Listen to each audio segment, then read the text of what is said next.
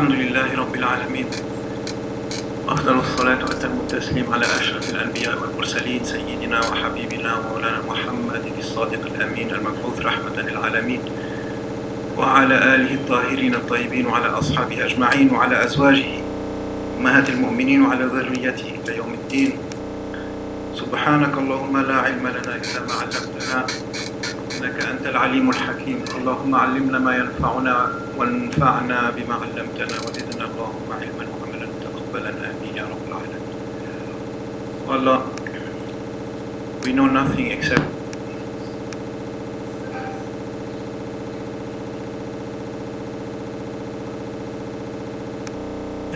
what you teach us. Teach us what benefits us and benefit us with what you teach us, and increase us in good deeds. Ameen ya Rabbal Alamin.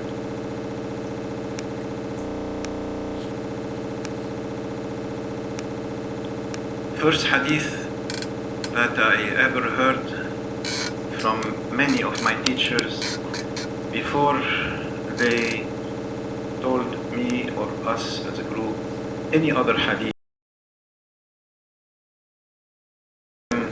Said Muhammad bin Alawi al-Maliki rahimahullah in Mecca, and he is the first of all my sheikhs who gave me ijaza ever, and among them is Sheikh Hussein Usayran in Beirut rahimahullah, and also among them is Sheikh Abu Sa'id Mahmoud Kuwaidir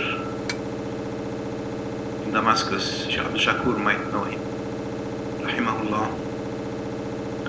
and among them also is Qadi Muhammad Murshid Abidin, the great grandson of Muhammad Amin Abidin, the author of the Hashia. Means the one with the least links, because as you know, the least links there are in a communication that has several links until it arrives to the one who relates it. The least link you have, the less the probability of errors and mistakes. We can check it, with this game that I used to play in my childhood. If I tell him a message, we write down the message on a piece of paper first of all, a sentence, and then I whisper it in the ear of the first one here. He whispers it in the ear of the next person, whispers it in the ear of the third person, fourth person. If we hear it from the fourth person, already there will be a mistake in it. If we hear it from the eighth person, there will be more mistakes, etc., etc. Until even among ourselves, and in such a short time, with everyone alive and present here, the statement will be completely corrupted at the end of the chain, because we don't hear as well as we think. We don't understand also what we hear as clearly as we think, and we do not also convey as faithfully as we think, unless of course we are careful, and unless we study that art and we specialize in it. At that time, then the chances of mistakes are reduced. That's why they also check the identity and the seerah, or the personal biography and manners and culture and education of each and every member of the. So the shorter the chain in hadith, the better, and the more reliable. That's why they called it a high chain if it was a short chain. So the one of the shuyukh that has the highest chain is Sheikh Abdul Rahman Ibn Abdul Hayy Al-Kattani. He's still alive. He's quite old. He's living in Fes in Morocco. And alhamdulillah, I was blessed to visit him with my oldest son, Fouad, just to hear that hadith from him, because he has such a high chain. And Sayyid Muhammad Abul Huda also visited him just to hear that hadith. So it is the first hadith that I heard from Sayyid Abdul Rahman, and he said that it is the first hadith he heard from his father, Sayyid Muhammad Ahmad al-Jamal al-Nahdi in Misr, also narrated this to me, and it is the first one I heard from him. I will continue in Arabic, and this is the same manner. يعني so and so narrated to me, and it is the first hadith I heard from him. حدثني به شيخنا الشمس محمد علي البهي الطنطائي وهو أول، عن الحافظ السيد محمد مرتضى الزبيدي وهو أول. قال حدثني به المعمر داود بن سليمان الخلبتاوي وهو أول، عن المعمر الشمس الفيومي وهو أول، عن السيد يوسف الأرميومي وهو أول، عن الحافظ جلال الدين السيوطي وهو أول، عن الجلال أبي هريرة عبد الرحمن بن الملقن وهو أول، عن جده السراج عمر بن علي ابن الملقن الأنصاري وهو أول، عن الصدر الميدومي وهو أول. قال حدثنا النجيب أبو الفرج عبد اللطيف بن عبد المنعم بن الصيقل الحراني الحنبلي التاجر مسند مصر وهو أول. قال حدثنا أبو الفرج عبد الرحمن ابن علي ابن الجوزي وهو أول. قال حدثنا أبو سعيد إسماعيل بن أبي صالح أحمد بن عبد الملك المؤذن النيسابوري الشافعي وهو أول. قال حدثني والدي الحافظ أبو صالح أحمد بن عبد الملك ابن علي المؤذن النيسابوري وهو أول، محدث خراسان. قال حدثني الأستاذ أبو طاهر محمد بن محمد بن محنش الزيادي العلامة الأديب الشافعي النيسابوري وهو أول. قال حدثنا أبو حامد أحمد بن محمد بن يحيى بن بلال البزاز النيسابوري المعروف بالخشاب وهو أول. قال حدثنا عبد الرحمن بن بشر بن الحكم العبدي النيسابوري الحافظ وهو أول. قال حدثني سفيان بن عيينة الإمام حافظ العصر شيخ الإسلام وهو أول حديث سمعته منه. وإليه ينتهي التسلسل بالأولية. So up to Imam Sufyan ibn Uyayna we have أولية, meaning it is the first hadith that each link heard from their shaykh up to Sufyan ibn Uyayna. So أولية we translate by firstness. So this is a hadith مسلسل بالأولية, meaning a pattern chained hadith. It is pattern chained with firstness. So the pattern of its chain is that at each link of the chain there is firstness. Firstness of what? Firstness of narrating this hadith. And in Arabic, al-musalsalu bil-awwaliyah. So from Sufyan said, without firstness now. So it has firstness until Sufyan, and after that it's just normal narrating. Sufyan said, عن عمرو بن دينار الإمام الحافظ التابعي عن أبي قابوس مولى عبد الله بن عمرو بن العاص عن الصحابي الجليل سيدنا عبد الله بن عمرو بن العاص رضي الله عنهما قال قال رسول الله صلى الله عليه وعلى آله وسلم الرحمن تبارك وتعالى ارحم الأرض يرحم من في السماء. وفي رواية يرحمكم بالجزم. وفي رواية ارحموا أهل الأرض يرحمكم أو يرحمكم أهل السماء. Okay, so you have two versions for the verb. The verb is either marfu', meaning as a dua, or majzoom, meaning as jawab al-shart, meaning if you do this, that will happen. And also another combination is either what I read first, meaning irhamu man fil ard, which means give mercy to those on earth, those in heaven will give you mercy. Or irhamu ahl al-ard, give mercy to the people on earth or to the inhabitants of the earth, and then the inhabitants of the heaven will give you mercy, yani the angels. Or if we say that man is singular, because man can be either singular or plural. Man ذا الذي يشفع عنده إلا بإذنه, yani who are those who will, or who is he who will intercede with Allah except by his permission. So man can be either singular or plural. So if it is singular, then we will say Allah subhanahu wa ta'ala. And of course, when we say man fi sama, the one in heaven, yani in heaven in an exalted sense, not in a sense of place as the angels would be, as they are the dweller race and time. He is the creator of place, therefore he cannot be encompassed by his own creation, subhanahu wa ta'ala. And I now will tell you the translation word for word of the hadith. Those who are merciful, the all merciful shall mercy them. Ar-Rahimuna yarhamuhumur Rahman.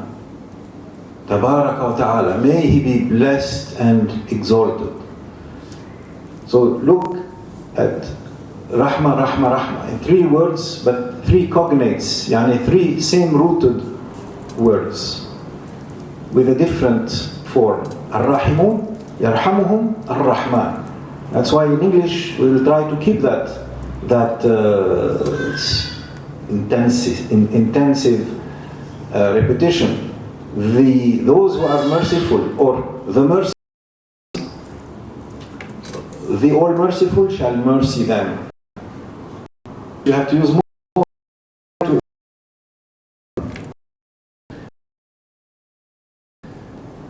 Tabaraka wa ta'ala, may he be blessed and exalted. So ta'ala, ulu, alim, muta'al. So all this means, ali means high, right? But not high in the sense of place. That's why we will use exalted, because exalted has alt in it, which means as in altitude, but not in the sense of place. There's a big difference, obviously, between altitudinal and exalted. So exalted is height of rank or of level or of transcendence. Irham, give mercy to those on earth, and the one in heaven will give you mercy. As an aside, on the keeping the same number in translation, that was a qa'ida or a rule by Shah Waliullah Dahlawi in his translation of the Holy Quran. You know, he has a complete translation from Surah Al-Fatiha to Surah Al-Nas of the meanings and wordings of the Holy Quran, where he tried to follow that rule, which he mentioned in his book on Usul and his introduction to this translation, that the word count should be as much as possible the same. Of course, it's not possible to keep the same, but you try to keep that as much as possible, you see. So when you can use, instead of, when you have to use several words instead of one, and you have a choice between using three and between using two, so use two words if possible. Of course, also you have to be elegant, but he was trying to be literal as much as possible, and then elegance only you really need to paraphrase in order for the reader to understand. At that time, okay, he makes elegance and paraphrase the priority. Otherwise, literalness and same word count. So this is his translation in Persian. And by the way, he used Huda as translation for the divine name, Huda, Persian name for Allah subhanahu wa ta'ala. And this is remarkable because nowadays there are people who say that Huda is a bid'ah. And look, let them go and argue that with Shah Waliullah, if they like. The Mujaddid of Islam in India, without whom, thanks to whom Allah subhanahu wa ta'ala kept that country, a Muslim country. So now they will say Allah Hafiz. They refuse to say Huda Hafiz. But Huda Hafiz is fine, at least according to Shah Waliullah. So inshallah we can trust his judgment on that, because he's certainly more reliable than the scholar, even most of the scholars of our time, let alone the non-scholars, right? I will start. I just want to say that now I'll give you ijaza for this hadith of Rahmah, and I have signed it, and I will give it to Sheikh Abdul Shakur, Abdul Hadi Shakur here, who will inshallah keep it, and he will add the names of whoever wishes. Come up to him afterwards, give him your name, and spell it correctly so that he can give it to him in writing, and spell it in Arabic so that he will write it in Arabic here. And if you do not know, never mind, you can spell it in English, no problem. He can write it in Arabic, or he can write it in English if it is unwritable in Arabic, no problem, no problem. I have done that, for Western names. So, and I have left it blank here. So it's like a blank check, and I trust, no problem. You can write it here. If there is no more room, you can use the blanks here. You can write even above the stamp, no problem. So I think you will have enough. If not, you use the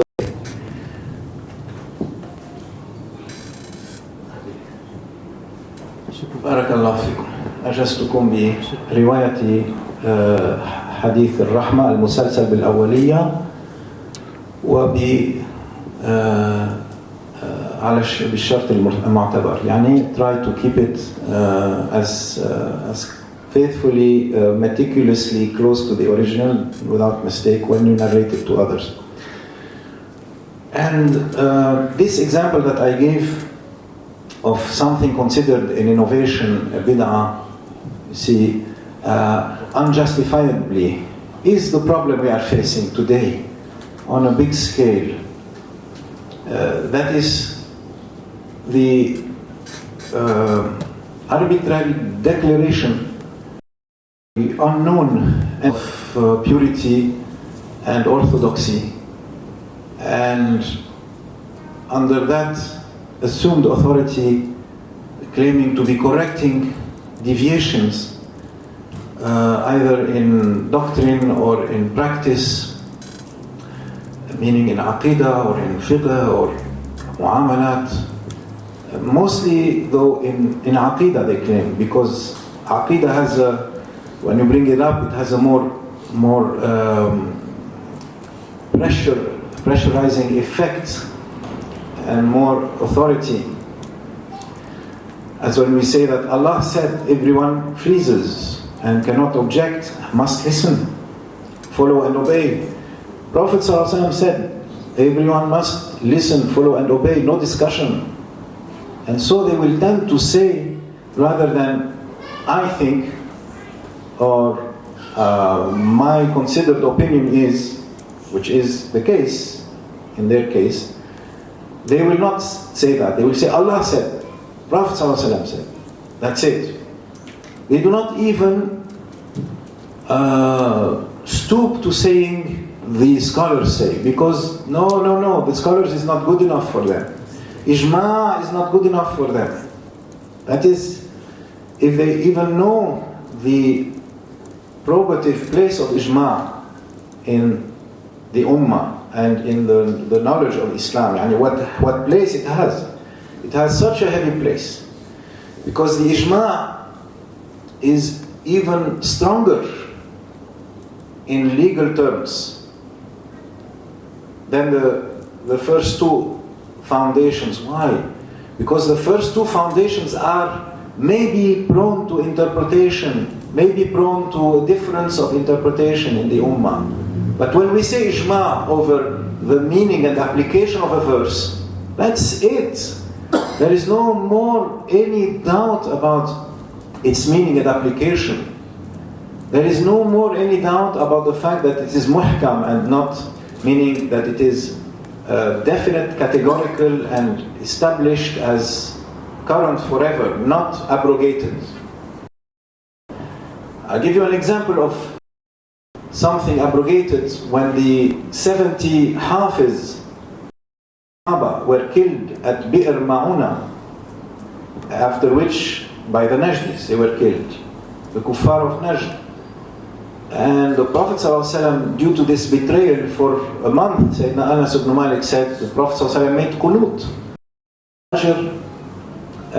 cursing them by name, the tribes to whom these tribesmen belonged, because the tribes backed them up in their assassination and murder of the 70 Sahaba by treachery.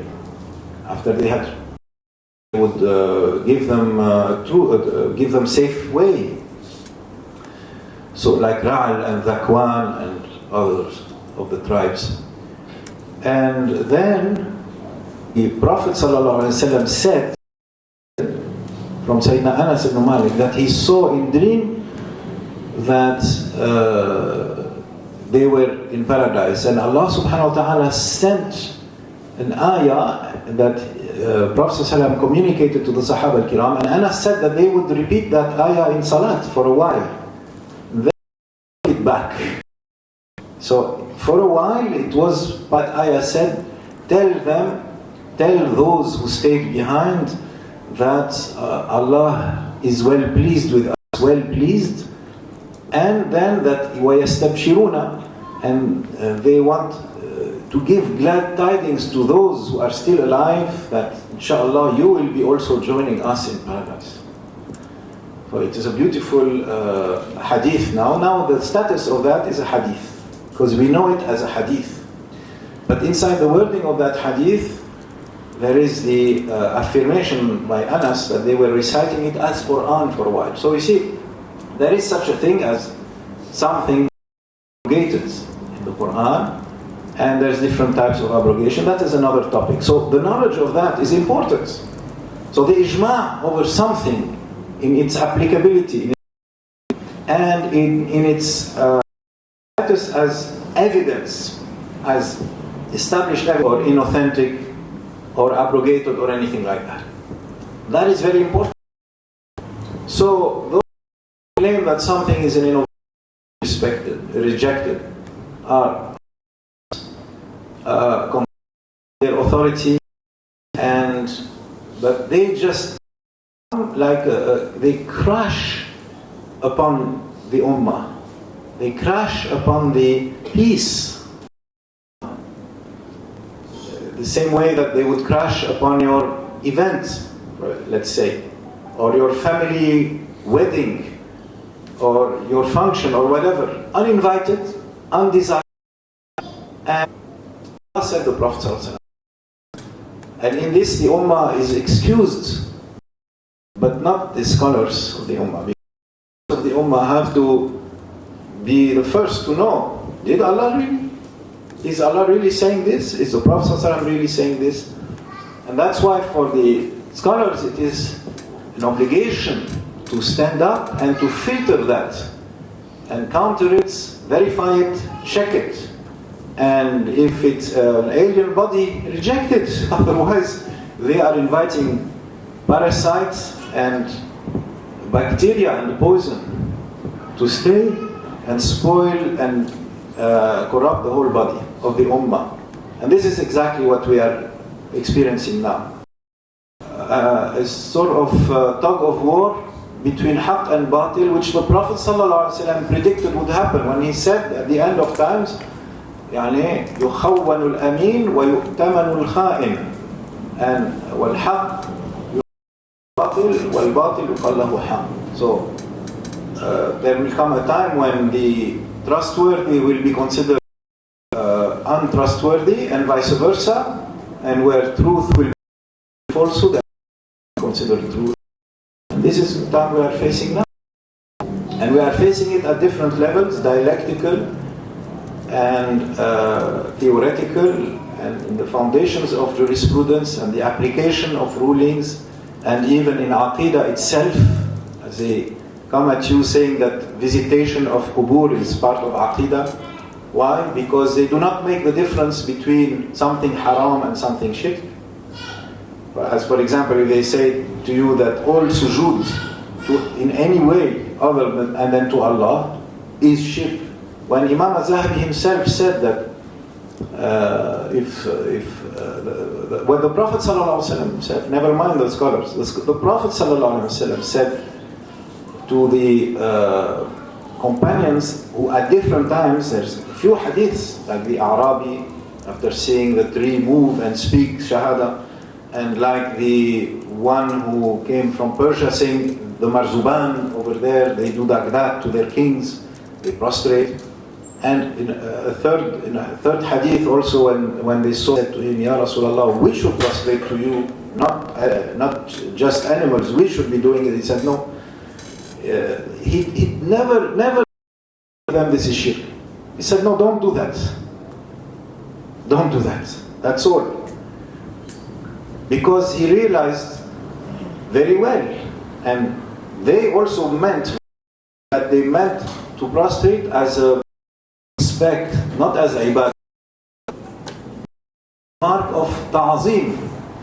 So respect, ihtiram, magnification, ta'zim, just as who prostrated to whom? Just as the angels prostrated to Adam, and just as the father and the brothers of Sayyidina Yusuf prostrated to him. This can never be shirk. Prophets do not commit shirk. Even in other ummahs, anyone who says that is has a problem with in their belief, in their aqidah concerning the status of prophets. Angels do not commit shirk. Anyone who says that is misinterpreting Quran and has the wrong aqidah concerning angels. When they say amantu billahi wa malaikati wa kutubihi wa rusuli, we have to know the conditions of this iman in those two items of the 6 branches of our iman. So therefore, that is just haram in our ummah to do such an act. And the shirk ibadah, the prostration to other than Allah is the prostration of ibadah alone. You see? So Imam Az-Zahabi said that the Muslim who out of feverish love and izaj, yani emotional state, who throws themselves at the foot of the grave of Prophet ﷺ as if to prostrate there, we don't say to them that this is shirk, but rather we say to them this is haram, this is not allowed. You see? But as for touching and kissing, and Imam Ahmad himself said there is no harm in it. Imam Ahmad himself said that. And this is mentioned by his son in his book of the Ilal, the book of Abdullah ibn Ahmad. Actually, the book is known under the name of Imam Ahmad himself, Al-Ilal wa Ma'rifat al-Rijal. Ilal al-Hadith wa Ma'rifat al-Rijal. So, we find it in this. We find it also in the Mu'jam al-Shuyukh of Imam Az-Zahabi, where he said that Imam Abdullah asked Imam Ahmad, his father, Abati, what do you say about those who touch the pommel of the minbar of the Prophet ﷺ for barakah, for tabarruk? He said himself, for seeking its barakah. They touch seeking its barakah. And then they go and they touch the grave of Prophet ﷺ and they kiss it. So they seek its barakah in those acts, all of those acts. Not just touching, but touching and kissing. And not just touching and kissing, but touching and kissing for barakah. So all this is very clear in the wording of Abdullah ibn Imam Ahmad, and Imam Ahmad simply said, La ba'sa bih. There is no harm in that. Yeah, as if one would say today, no problem, no problem. So, yet we have those people today. They are saying, no, there is a problem. And they are not just saying that, they're saying it is haram. And they're not just saying that, they're saying it is shirk. Okay. And then when it comes to prostration, of course, they jump to shirk right away. And they do not make a distinction between that the ulama have made. So how to counter that? This is big bid'ah. This is the real bid'ah. You can tell the difference in style between the ulama of all the established ones, the well-known ones, and these at the tail end of time who are coming and changing everything and in a big way so that they can throw condemnations. And these condemnations are very important because these condemnations are what we now see in action being done in the name of Islam, in the name of Allah and the Prophet ﷺ. And no one can stand passively and say that's their mistake. No, this is in our name as well. And we will be asked, what did you do? Did you just stand there and say nothing? when you should have at least, in your heart at least, say, Ya Rabbi Allah, I am bari, I am innocent of all this, and I wash my hands of it, I have nothing to do with this. If it were up to me, they would all be stopped, or with your tongue, or with your hand, as is the duty and responsibility of those in authority. So Imam al-Zahabi, he gives us a clue of to what category those people belong. Because after he narrates this reply of Imam Ahmad, and now I'm in a third book, we mentioned this in two books. In a third book, Siyar A'lam al-Nubala, al-Zahabi again mentions this story, and then he says, this is what Imam Ahmad said. He said there is no harm in it. And then al-Zahabi said, who is the ignorant fool who is going to dispute with Imam Ahmad? Show him to me. That's one. And then he says, may Allah protect you and us from the Khawarij and the Bid'ah. May Allah protect you and us from those fanatic extremists, because Khariji means outsider, meaning beyond the extremity even. He's an outsider now. Khawarij. And Khawarij means they come out against the ruler, against the Muslims. That was the specialty of the Khawarij. They make takfir. Every takfir is a Kharij. Even if they may be defending, claiming to defend Ahl Sunnah wal Jama'ah against Khawarij. So, we're not talking about just one sect, we're talking about any type of sect that has this disease of declaring other Muslims unbelievers. At the drop of a hat, that's Kharijism, Khawarij. And they will do so with fiqh rulings, they will do so with aqidah rulings, they will do so, most importantly, quoting Quran and Sunnah. And Prophet ﷺ said, they will be speaking the best of speech, meaning the speech and discourse of Allah, the book of Allah. They will be saying, Qala Allah. And they will be reciting Quran better than the best of you. You will be jealous of the way they have memorized and recited Quran.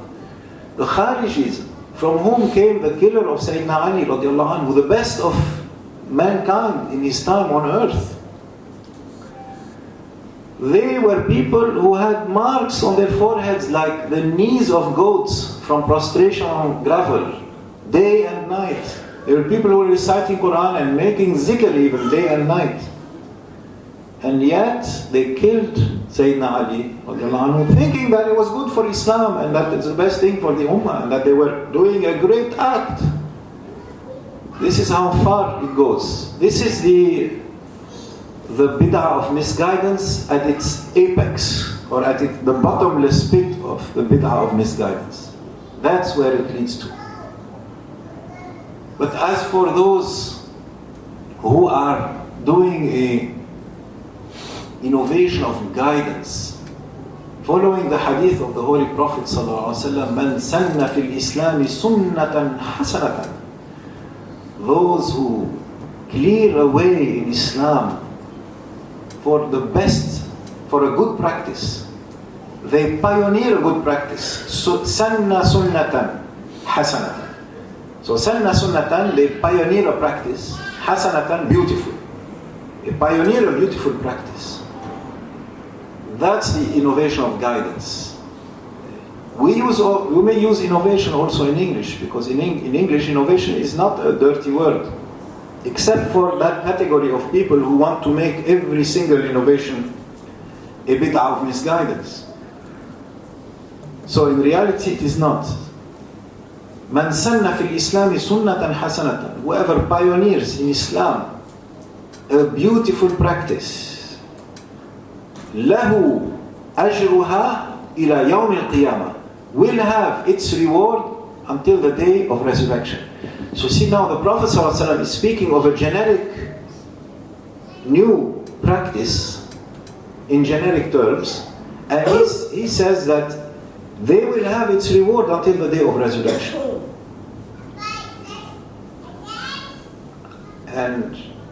And the reward وَأَجْرُ مَنْ عَمِلَ بِهَا, of those who, other than that person who put it also into practice.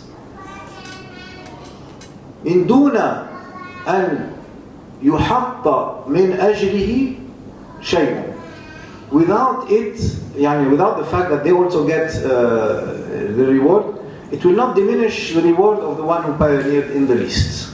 Now, and then he said, وَمَنْ سَنَّ فِي الْإِسْلَامِ سُنَّةً سَيِّئَةً, and whoever pioneers in Islam a bad innovation or a bad practice, فَعَلَيْهِ وِزْرُهَا إِلَى يَوْمِ الْقِيَامَةِ وَوِزْرُ مَنْ عَمِلَ بِهَا دُونَ أَنْ يُحَطَّ مِنْ وِزْرِهِ شَيْءٍ. That against him there will be counted a sin, and the sin of whoever puts that into practice also, without that diminishing from his sin, his burden of sin in any way. And that's the bid'ah sayyah. And the Prophet ﷺ also said, مَنْ عَمِلَ في الإسلام ما من عمل في الإسلام فهو رد. What is the beginning of the wording?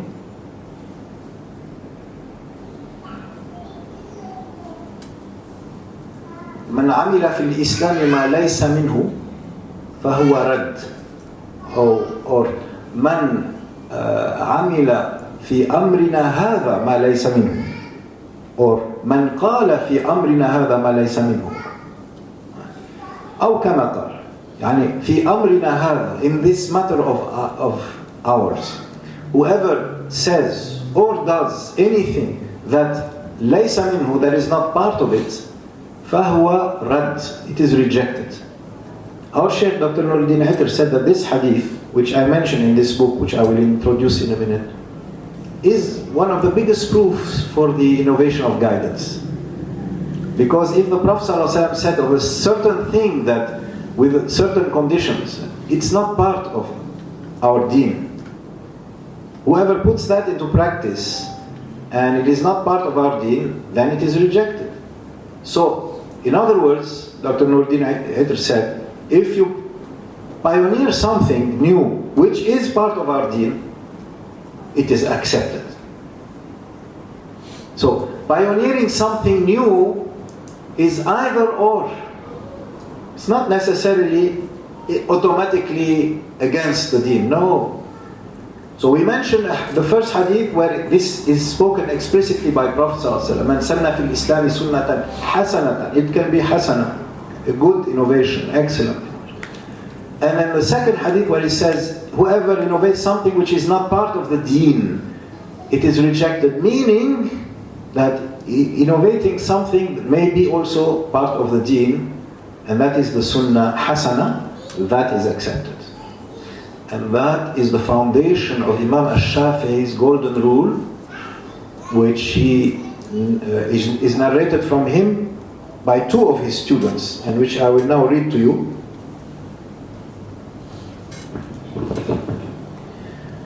He said, as narrated by his student Harmala, I heard al-Shafi'i say, al-bid'atu bid'atan. Innovation is two types.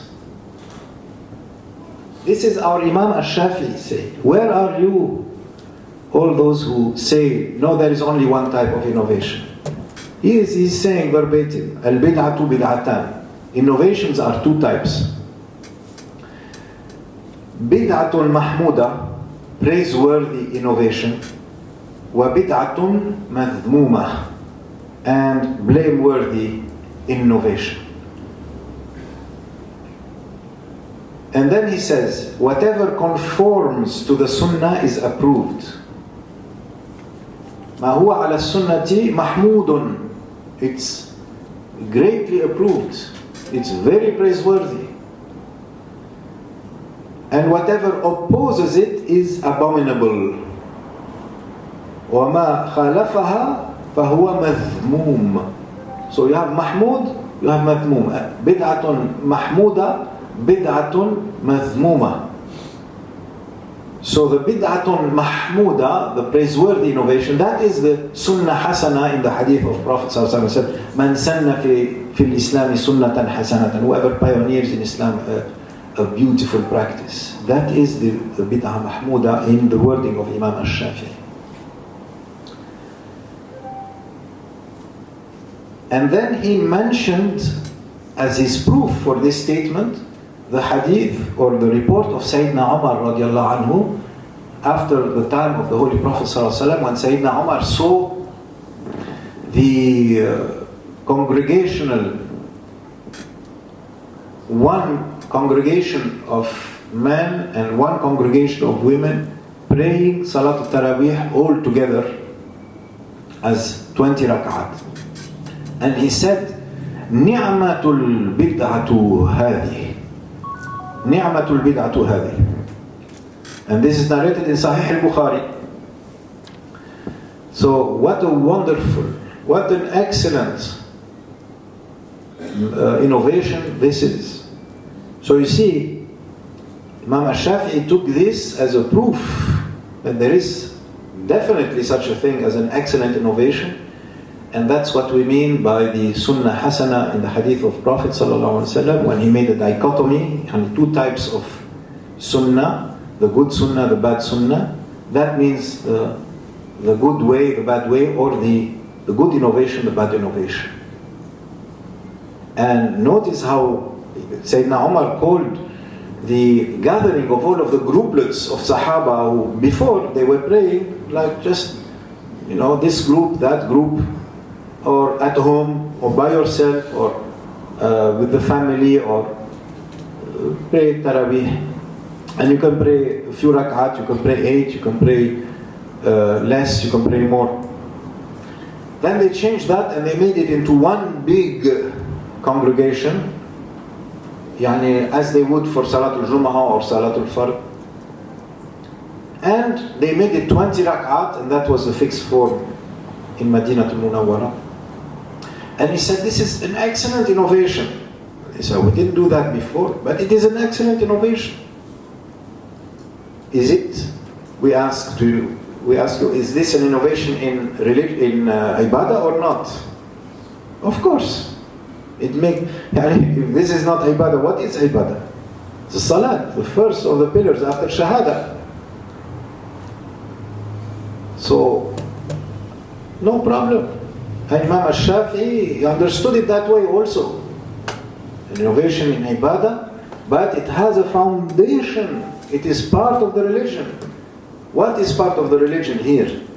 Salat in its form that we know of, 2, 2, or 4, like that, unless appointed as 3, like Salat al-Maghrib, but the normal form is 2 and 2 and 2.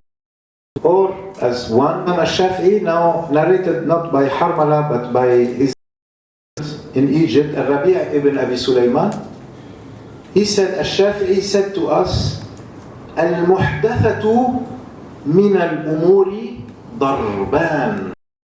Al-Muhdathatu, two kinds. Bid'ah in the first wording, he used Muhdatha in the second wording. And he said, one is an innovation that comes something in the Quran or the Sunnah or the companion report or consensus. ما خالف or ما أحدث يخالف شيئا من القرآن أو السنة. ما أحدث يخالف مخالفة. So if it contravenes, goes against something in the Quran or the Sunnah. You see, they did not say whatever Prophet ﷺ or the Sahaba never did. They did not use that as their criteria of definition. ترك الشيء, not doing something. They did not use that as the proof or the criterion in the definition of bid'ah, dalalah. they used mukhalafa of the Quran, and something that has to go against in a clear way, something that has to violate the command and prohibitions of the Quran or the Sunnah or the companion reports. So the burden of proof of the bid'ah is on those who say that it is a bid'ah. They have to show that it goes against the Quran and the Sunnah. They cannot just say they never did it. This is the approach and methodology of our Imam al-Shafi'i. Is he of the Salaf al-Salih or not? And explain to me, if you claim to follow the Salaf, if you claim that you are a Salafi, is he Imam al-Shafi'i a Salaf or not? Or is someone who comes centuries later, he is the Salaf, but not Imam al-Shafi'i? Haddad. So, he's saying mukhalafa of Quran or Sunnah or a companion report or consensus, ijma'. And then he says, فهذه البدعة ضلالة. That innovation is misguidance. And then he said, the other kind is the innovation of any and all good things. ما أحدث من الخير. So you see, the Prophet ﷺ said, sunnatan hasana. So the hasana, here he says, Shafi'i says, mahmuda, and then he says, min al khair. Hasan and mahmud and khair, goodness, excellence, beauty, praiseworthiness. And then he mentions again the report of Sayyidina Umar saying of the prayers of Ramadan in congregation as 20 rak'ah, ni'matul bid'atu hadihi. And he says, meaning it was innovated without having existed before. And even so, there was nothing in it that contradicted any of the above. See, it did not exist before, but because it did not contradict Quran and Sunnah and Athar and Ijma', then it is not considered bid'ah dalalah. See? And then Shaykh al-Islam Zakaria al-Ansari, our Shaykh al-Islam in the Shafi'i Mazhab. When we say Shaykh al-Islam in the Shafi'i Mazhab, is Zakaria al-Ansari. He said, al-asl sunnah wal-kayfu bid'ah. So when the asl is sunnah, but the modality is new, it was not seen before, that is sunnah hasana, bid'ah hasana, bid'ah mahmuda, amal maqbool, khair. And he was saying this in the context of salawat that are innovated. In the time of Prophet ﷺ and shortly after, there were so many salawat innovated, making blessings on the Prophet ﷺ in a way that is different from the Salatul Ibrahimiyya in its different forms that the Prophet ﷺ gave. He gave a few forms, and the most well-known is the one that we apply the most. Allahumma salli ala Muhammadin wa ala ali Muhammad kama sallaita ala Ibrahim wa ala ali Ibrahim. Allahumma barik kama barakta. So, I will give you an example. For example, by Sayyidina Ali or Sayyidina Ibn Mas'ud.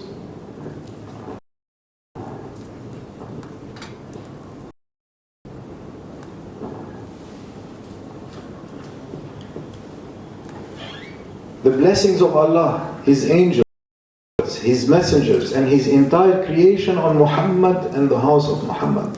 Salawatullah wa malaikatihi wa anbiya'ihi wa rusulihi wa jami'i khalqihi ala Muhammadin wa ala ali Muhammad. Alayhimus salam wa rahmatullah wa barakatuh. Rawahu Abu Musa al-Madini, he died in 581 Hijri.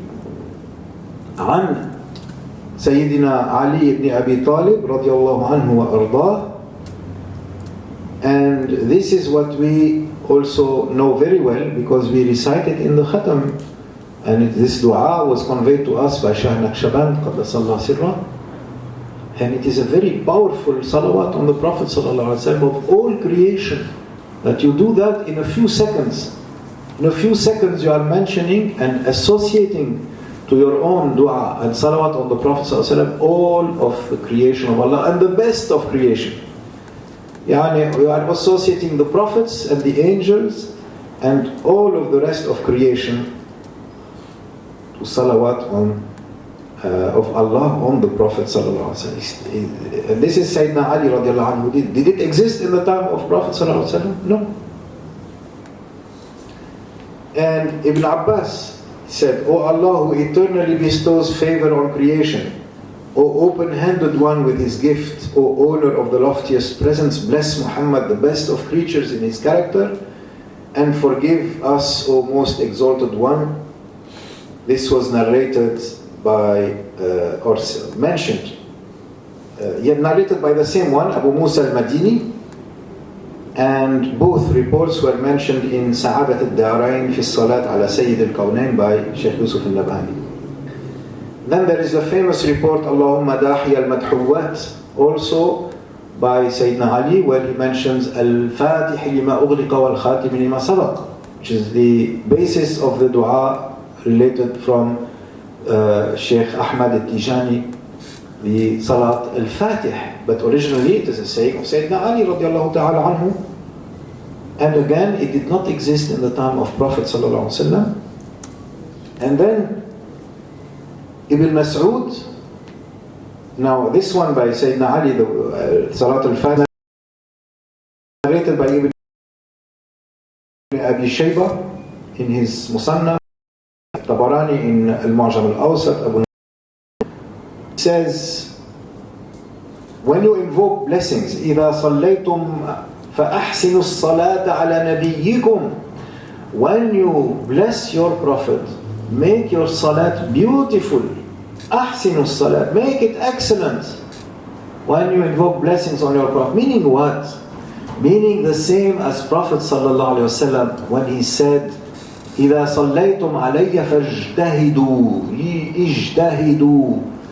And this hadith of Prophet ﷺ where he says, make ijtihad when you make salawat on me and when you make dua to Allah, meaning innovate in the best manner, pioneer from your heart, let your ikhlas shape your imagination and extract from it better than what you have said to your darling, to your parents, to your children. More beautiful and more kind and generous and more noble, because Prophet ﷺ is more deserving than all of them of the best of your best. That is ijtihad in ibadah. Is dua ibadah? Dua mukhul ibadah. That dua is the brains of ibadah. It is the soul, heart and soul of worship. So yeah, you can bank on it. It is a worship. And you are called upon by your Sallallahu, meaning Allah and His Prophet Sallallahu, because this is wahyun yuha. This is not something that is invented by human beings as literature or is not a philosophy. It is a divine and prophetic advice. So do your best. And that means pioneer and innovate. And that's what they were showing us how to do. See in Salatul Fatih by Sayyidina Ali. And this one, is Ibn Mas'ud, he said, you do not know, it might be shown to him. Because Prophet ﷺ said, your salat is shown to me verbatim, as you said it. And because Prophet ﷺ said that your salat is repaid to you 10 times. And meaning by that the same as you showed excellence in your salah, you showed effort, you showed ikhlas, the response and the repayment of Allah subhanahu wa ta'ala Although it is disproportionate, although of course Allah repays you much more, but the stuff and substance of your own act determines the depth of Allah's unbound generosity to you. We cannot do the math on this, but see, it is the sunnah of Allah is to make the nature of the good deeds determine the repayment on the part of Allah. هل جزاء الإحسان إلا الإحسان؟ the جزاء Allah خيرا of our good deeds is shaped and molded by the nature of our good deeds, by the modality of it. You see, just as the bad deed also shapes and determines this is very clear from the Hadith of Isra and Mi'raj, because all of the bliss and punishment of the people of paradise and hellfire respectively are determined by the nature of their acts in dunya. See, just as they did. بِمَا كَانُوا يَعْمَلُونَ. We find that very often in the Holy Quran. That وَبِمَا كُنْتُمْ تَعْمَلُونَ, just as what you were doing before. So similarly with the salawat. And Prophet ﷺ in so many hadiths said, من صلى علي مرة or صلاة صلى الله عليه عشرا. Allah will bless him 10 times. And then in other hadiths he would say that أحسنوا إذا صليتم علي أو اجتهدوا فإن صلاتكم تعرض علي وقد رد الله علي روحي لأرد أو لترد عليكم. Allah subhanahu wa ta'ala has returned to me my soul so that I will reply to you, and just as you blessed me, then Allah will bless you 10 times. And your greeting will be returned to you 10 times, just as you gave it. So Ibn Mas'ud said, you do not know, it will be, so do your best so that He will be pleased.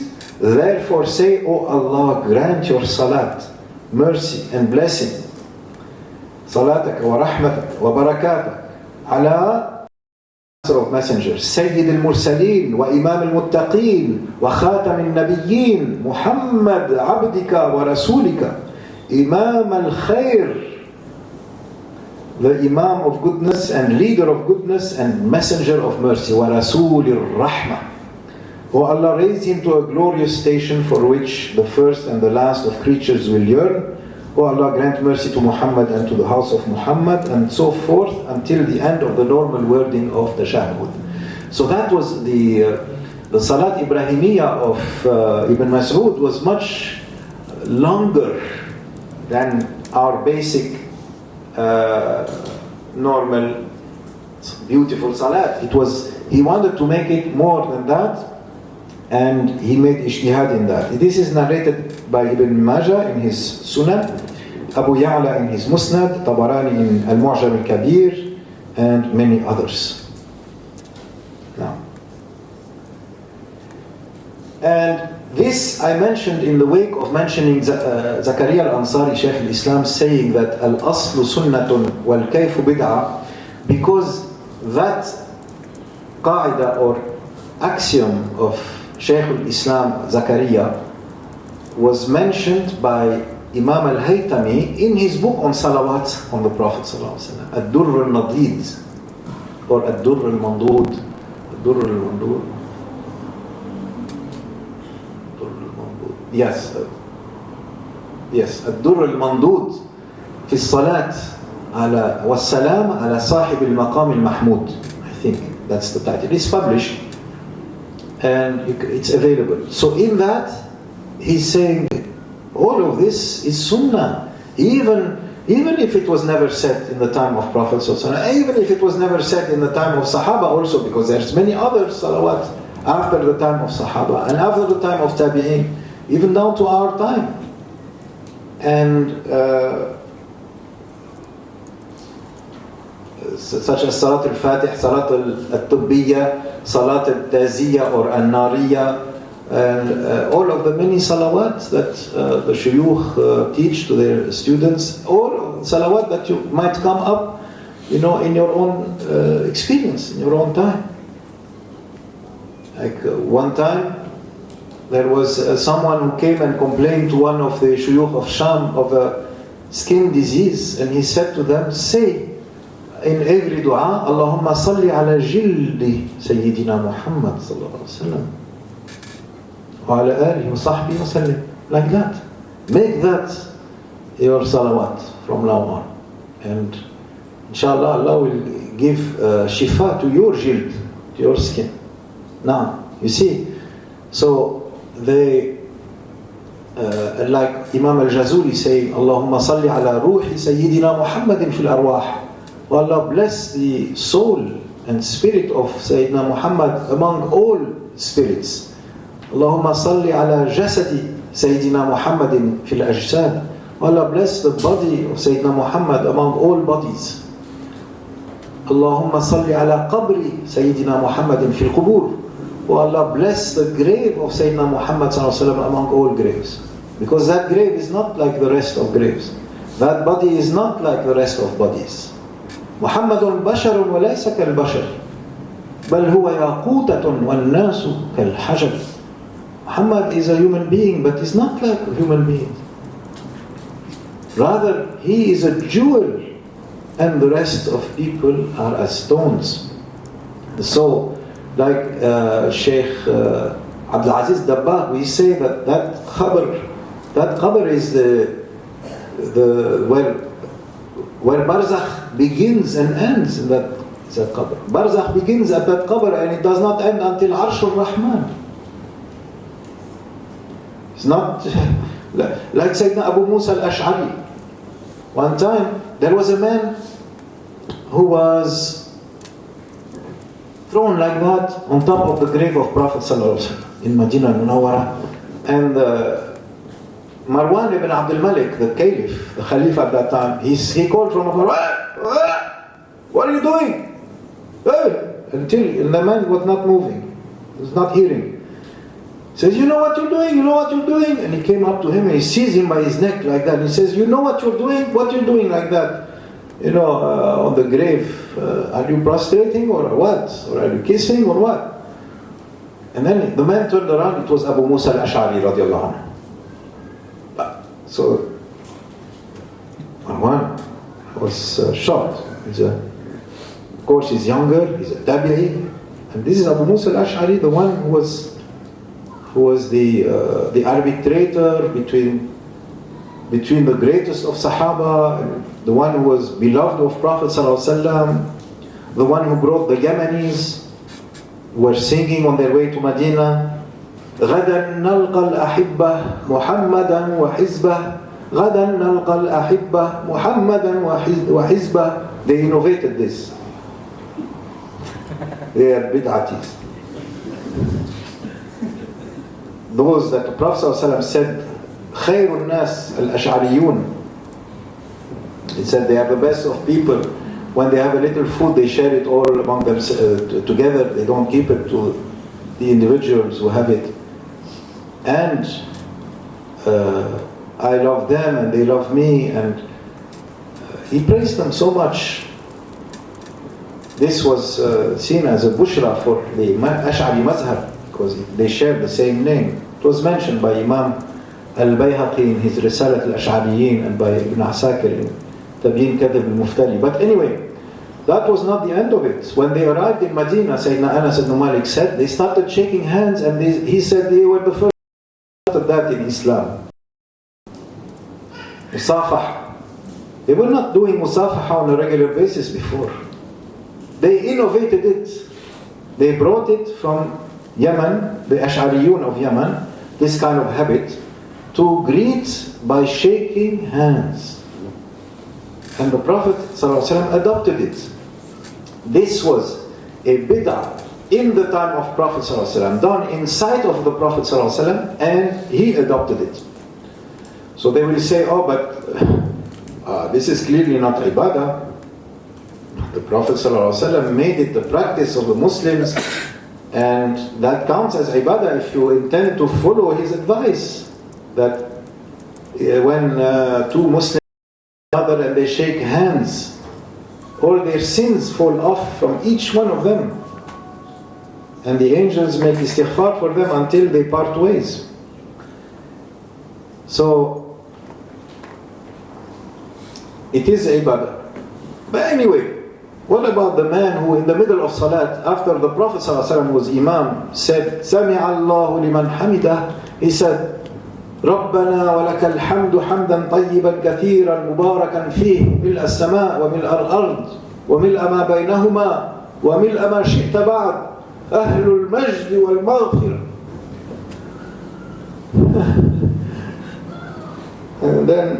And more. And then Prophet ﷺ, when he waited until he was finished, and then he went into Sajda, Allahu Akbar.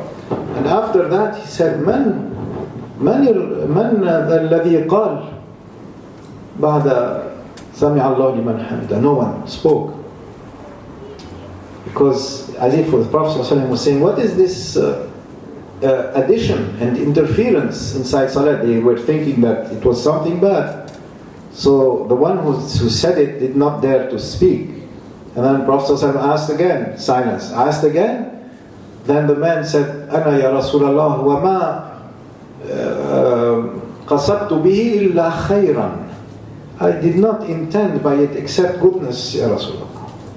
And so the Prophet ﷺ said, I saw more than 70 angels or 70 odd angels competing to write it down, who will be the first to bring it up to heaven, bring it up to Arsh al-Rahman, because they were so happy that to bring it to Allah subhanahu wa ta'ala. Yani in the sight of Allah, in the sight of the angels, in the sight of Prophet sallallahu alaihi wasallam, this was excellent. This was really khair, mahmud, hasan, beautiful, right? And this was inside salat, in the presence of Prophet and in sight of him, in his audition, and in sight of him, because he said, I see you behind my back. Behind my back. So, was this innovation, yes or no? Yes. Was it praiseworthy, yes or no? Yes. Was it inside ibadah, yes or no? Yes. So, there are innovations in the time of Prophet, in his presence. In the time of Prophet, in his absence. Like Khubayb or Khubayb, the one who was captured by the Najdis again, and they said they kept him prisoner for a long while. And at that time they would see in his hand sometimes grapes. They say, from where you got this? There is no grapes for as far as the camel can travel. There is no grapes available. Alhamdulillah, someone gave me those grapes. They would see karama in him. And he was the first one that innovated the 2 rak'at before execution. And they executed him by torture. They saw karamat in him, and they saw generosity of spirit and loyalty. Because there was one of their children who was playing with him, and the child had a knife with him. Ubayb could have taken it and slaughtered the child if he wanted to betray them, but he did not betray them the way they had betrayed him. And when they realized that, the mother realized that. But still they tortured him. They tortured him by cutting off his arms and then his legs, and then they put him like that on his trunk before they finally killed him. And as he was bleeding from all 4 limbs that had been chopped off, they said to him, they tortured him mentally also. Said to him, don't you wish you were sitting with your wife and children peacefully at home and for Muhammad to be in your place? He said, no, I wouldn't want for even one thorn to bother his foot. I would prefer this rather to have one thorn to bother his foot when he walks. And then he said, Ya Muhammadah, Ya Muhammadah, Ya Khalilah, Ya Habibah, and he died like that. So he was the first one to innovate the 2 rak'at before execution, which they let him pray. And that was in the lifetime of Prophet ﷺ in his absence. So there are two categories now of innovations in worship. One, in the time of Prophet ﷺ in his presence. Two, in the time of Prophet ﷺ in his absence. I'll give you an example, this one. And then also the story of the tayammum of Umar and Ammar ibn Yasir. Umar, when he made tayammum, he like basked in the sand, but Ammar ibn Yasir only put some sand on his hand and his face and arms. That was it. And the Prophet ﷺ said that was enough. That was enough. Did not have to rub yourself all over, like in the sand, as if you were swimming in it. No need. So now this modality of the tayammum of Ammar, I think it just did the hands and the face, not even the arms, just the hands and face, and Prophet ﷺ, it's enough. That was an innovation on the modality of tayammum. And I think it was even before the verse of tayammum was revealed. Before the verse of tayammum, or even after the verse of tayammum was revealed, but the modality was not yet fixed. That it is enough, the hands and face. So some people actually the yadain and wajh.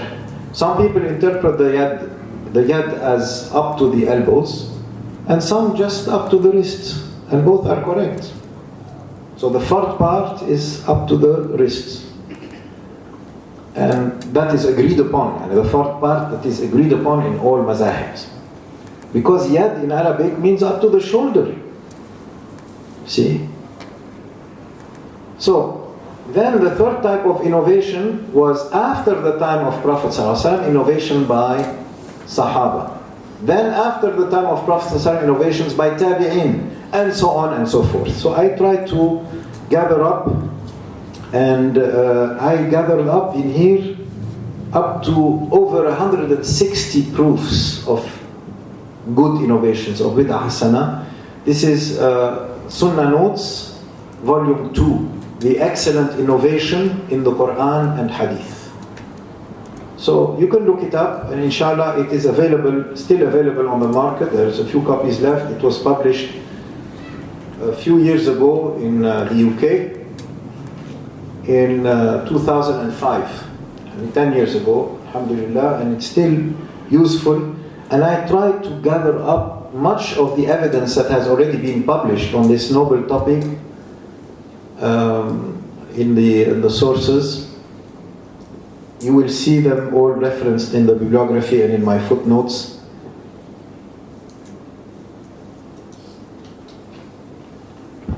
So, in conclusion, we say, yes, the Prophet ﷺ generally condemned innovations when he said, kullu, every, muhdathatin, everything new, bid'atun, is a bid'ah. وَكُلُّ بِدْعَةٍ ضَلَالَةٍ, and every bid'ah is misguidance. That's the generic universal condemnation of things, because things that we innovate in the sense of departure from the way of the Prophet ﷺ and his companions, of course, are all innovations. That is the sense that is meant in this hadith, the famous hadith that كل بدعة ضلالة وكل ضلالة كل محدثة بدعة وكل بدعة ضلالة وكل ضلالة في النار. That everything novel is an innovation of misguidance, and every innovation of misguidance is leads you astray and into the hellfire. That's what is meant here. Because he also said, as we mentioned, whoever innovates a good thing, man sanna fil Islami sunnatan, yani whoever pioneers, opens a way that was not there before, but it is a good thing, will have its reward until the day of resurrection, etc. To the end of that hadith. So he qualified the general or generic condemnation, he made it qualified. Now he split it into good and bad. And he said the good one, you will have your reward, plus the reward of everyone who puts it into practice until the day of resurrection. Like Sayyidina Uthman putting the Mus'haf into a single volume and having it copied and distributed, and separating the surahs with Bismillah ar-Rahman ar-Rahim, so you know when one ends and the next one begins, and separating the ayah with a dot or with some kind of mark. That was all a bid'ah, innovation in worship, because the Quran is the basis and foundation of worship in Islam. So he will have the reward of this excellent, beautiful and wajib innovation, because that was important to keep the book of Allah for the Ummah until the day of resurrection. And every time any one of us says a single vowel or a single letter of Quran, like alif, that he has its reward. Lam, he has its reward. Mim, he has its reward. Dhalika, he has its reward. Al-Kitab, he has its reward. Everything like that. Every salat, every dua from Quran, everything we teach and everything we put into practice from Quran, he has all his. Imagine the huge reward of Sayyidina Uthman. That kind of reward. Man sanna fil Islami sunnatan hasanatan. And also those who innovated putting the further information like vowels, so that we pronounce it correctly, so that we don't make horrible mistakes in grammar. So this was very useful, especially for uneducated Arabs and non-Arabs. And then he said also,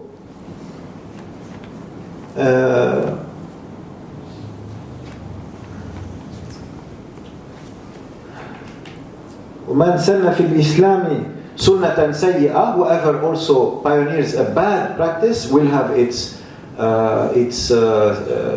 burden or its punishment or its sin until the day of resurrection. So then what's the upshot of all these reports? It's that he generally condemned all innovations, sallallahu alaihi wasallam. He specifically and explicitly praised good innovations, and he specifically and explicitly condemned all bad innovations. So now, the first hadith is general and generic, and the next ones are specific and explicit. Which one takes precedence? Of course, the explicit ones. They are the ones that mold our understanding of the general statements. And this applies to the Quran as well. Like, for example, the Quran says for the thief to cut off their yad. Once the criteria are specified, that this qualifies as a thief punishable by the had of theft. Because not every theft meets the criteria of the had, the criminal punishment. Now, where do we find those criteria? They're not in the Quran. Where do we find the definition of yad also? To the wrist, or up to the elbow, or up to the shoulder? It's not in the Quran. You have to look for that in the Sunnah. So therefore, the Quran is general, generic, and unexplicit, mujmal. And then we find the specificity and description and definition where in the Sunnah. That's why Imam al-Awza'i said, al-Sunnatu tahkumu ala al-Quran, yani has jurisdiction. The Sunnah has jurisdiction over the Quran. This is a very strong statement.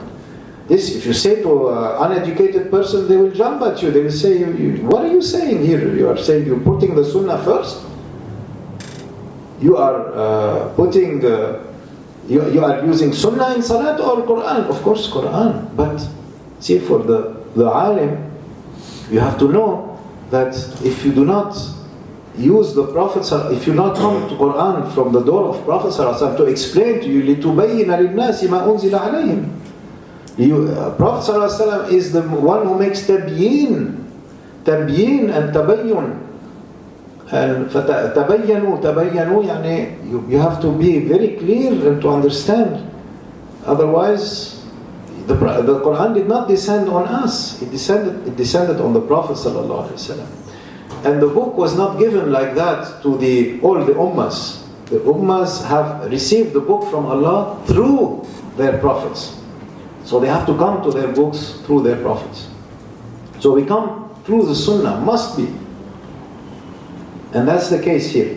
So therefore the sunnah as a whole specifies, defines, delimits, and explains and sheds lights on the meanings of Quran. Similarly, here we see even the Sunnah within itself specifies and defines itself.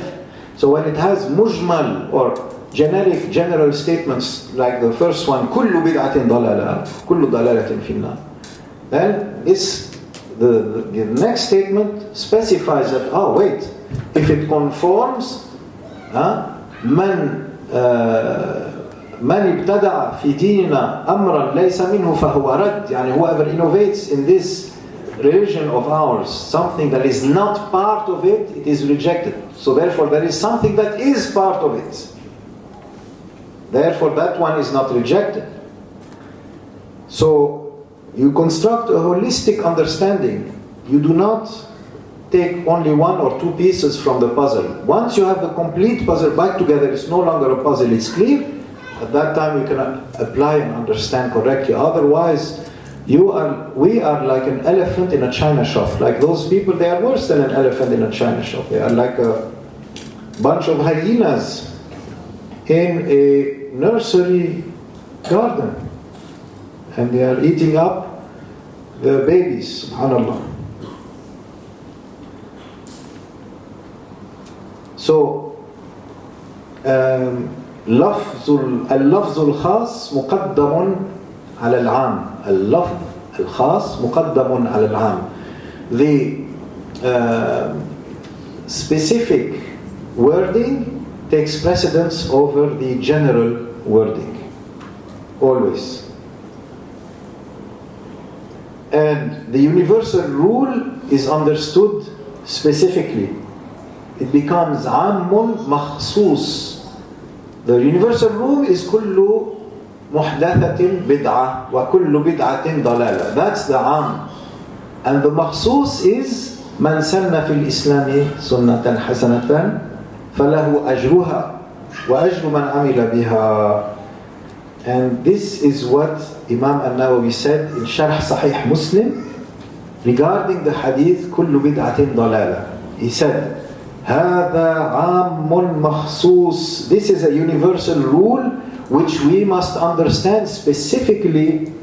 What is meant by it is that new matters that are not validated by the Sharia, they are the ones that are rejected. They are the ones that are bid'ah dalalah. New matters which are not validated by the Sharia. That's what Imam Shafi'i meant. That's what he said also.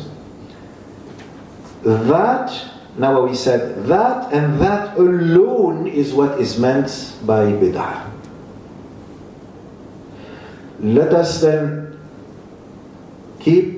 obey Allah and obey the Prophet and follow the Prophet if we claim we love Allah, just as Allah commanded in the Holy Quran, and listen to what Prophet ﷺ said, not part of it but all of it, and take everything that is in the Kitab and everything that is in the Sunnah, not take some and leave some like other ummahs.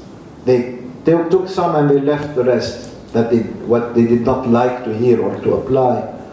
Let us not make our hawa in asl in the religion. No, our hawa, our own likes and dislikes is not part of the foundations of our religion. Our religion is Quran, Sunnah, Ijma' and Qiyas. And our imams are not our nafs. They are not our ego. They are not our AK-47 that gives us power to become lorded over the poor of Timbuktu and those that are under our boots in Iraq or Syria or in the villages that they invade, and then they glorify their pillaging and rapes and assassinations and theft and murders under the name of the authority of dawla and rule. No, this is tyranny, and this is bid'ah, and this is deviation, crime, and they will see it. They will reap its fruit in dunya and in akhirah of shame and of condemnation and of hellfire, because Allah subhanahu wa ta'ala is just. Allahu yumhilu wa la yuhmilu. Allah gives time, but He's not neglectful. He hears and sees. And inshallah, Allah is the best judge. Hasbunallah wa ni'mal wakil, ni'mal mawla wa ni'mal nasir. And we follow our imams and their understanding, and beginning with the companions of the Holy Prophet ﷺ. They are the best judges of what the Prophet ﷺ meant, just as Prophet ﷺ is the best judge of what Allah subhanahu wa ta'ala meant. And this is the hierarchy of our usul, of our foundations in the religion. The language is very clear. Imam al-Shafi'i elaborated it, elucidated it for us further. And then Zakaria al-Ansari, Imam al-Nawawi, and plenty others. I'm only skimming the surface, or less than that, like a bird dipping its beak in the ocean. How much can they bring out of it, except a drop or less? And then inshallah, may Allah forgive us and teach us, bless us and increase us in beneficial knowledge, and keep us to the right way, and keep us to the right belief and the right practice. Ya Rabbi, and if we don't know or do wrong, our intention is to do right and to learn right, and may accept it from us, Ya Rabbi, and complete for us our ikhlas, complete for us our nur, and for our dependence, because Ya Rabbi, we cannot even guide ourselves. How can we do a good job with everyone else under our care? But inshallah, with your help, everything is possible, and then we can bring the right Islam to people at large, and to our ummah, and to the people at large, the non-Muslims who are asking for guidance. Ya Rabbi, you are the best judge of their sincerity, and goodness is until the day of resurrection. It never lifted up even in the darkest of times, and the dawn is near, and inshallah there will be a golden age that must come back, because Prophet ﷺ predicted it, that it will come back, the khilafah of nubuwah, yani khilafah according to the prophetic model, as in the times of Sayyidina Abu Bakr and Sayyidina Umar, Sayyidina Uthman and Sayyidina Ali radiallahu ta'ala anhum ajma'in, and of all Sahaba. May Allah bless our Prophet and his family, his companions, and all of the tabi'in and imams to the day, and all of those who imitate them in their steps faithfully and peacefully until the day of resurrection. And Allah subhanahu wa ta'ala knows best. If there's any questions, inshallah, we can answer them now. Alhamdulillahi Rabbil Alameen. Al-Fatiha.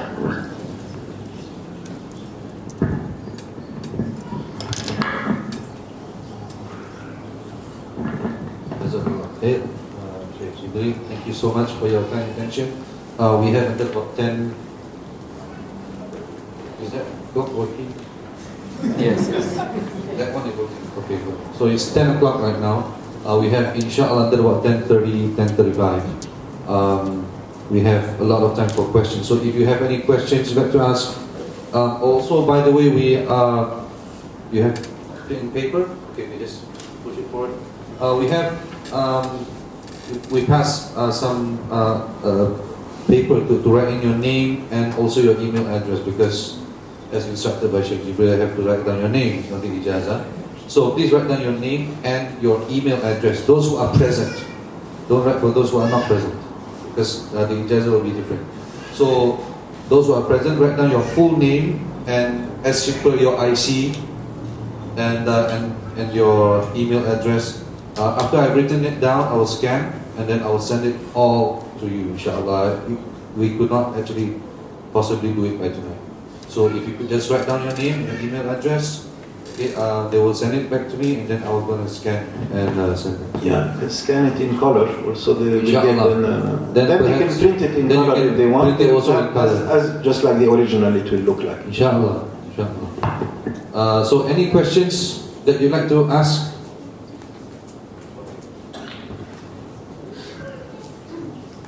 Assalamualaikum. Okay, actually, this question is just a definition of istidraj. What's that? Istidraj? Yes.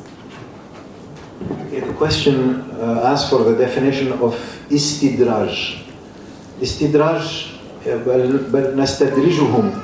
In the Holy Quran, Allah subhanahu wa ta'ala said that لا يغرنك تقلب من كفروا في البلاد. يعني don't be fooled by the activity of those who committed unbelief in the lands. يعني they roam the land unchecked with their tyranny, and they don't even believe in Allah, or they are, as we see now in those lands, they are killing women, children, and the old, and the non-Muslims who are non-combatant civilians. They have been destroying them, bombing them blindly, and they don't. And then they blow up marketplaces, they blow up mosques. They have become mosque blowers, known by that.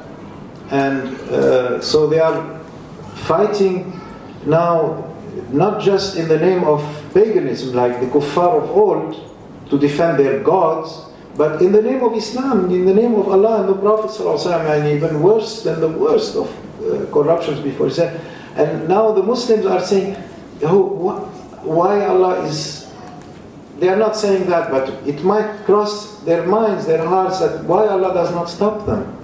Why Allah lets them go on like that, and why they have the upper hand. Then they think that they are doing right, and no. Allah is as if saying to us that no, I am like a long leash, and letting them like letting Fir'aun accumulate his mistakes and not come back to Tawbah. I give him a chance. It's always open, but he's still not coming back. That is istidraj. And they think that they are climbing up in power, and that they are reaching approval from Allah, or that they are Allah themselves, subhanAllah, like Fir'aun, thinking that he was Allah, that he was God. فَكَذَّبَ وَعَصَى ثُمَّ أَدْبَرَ يَسْعَى وَقَالَ أَنَا رَبُّكُمُ الْأَعْلَى. He saw the signs of Sayyidina Musa, and yet he turned around and he went away, and then he called his armies, and he puffed up and he said, I am your highest Lord. And Allah even gave him, miraculous signs. Yeah, it is said in the Israelite books and the Israelite reports that Fir'aun would go on for 40 days without going to the toilet. So he thought that he must be a god. And if he had such power, like, to go on and on without sleeping, or to go on and on without eating and so forth, he must be a god. And then after Sayyidina Musa alayhi salam showed him all the proofs and told him he must believe, and he still rejected, at that time Allah subhanahu wa ta'ala brought him down and made him go to the toilet 40 times a day. Show him, no, he was not a god. And even so, he was not believing. But then he let Sayyidina Musa alayhi salam go, and then he changed his mind again, and he went to kill them all. And that's when Allah subhanahu wa ta'ala drowned them in the Red Sea. But istidraj was like to lead them on and on, to beguile them, to beguile the unbelievers, to make them think that, yeah, it's okay, yeah, you're doing fine, but in reality Allah subhanahu wa ta'ala is preparing to destroy them. And Allah subhanahu wa ta'ala will punish them also in the hereafter.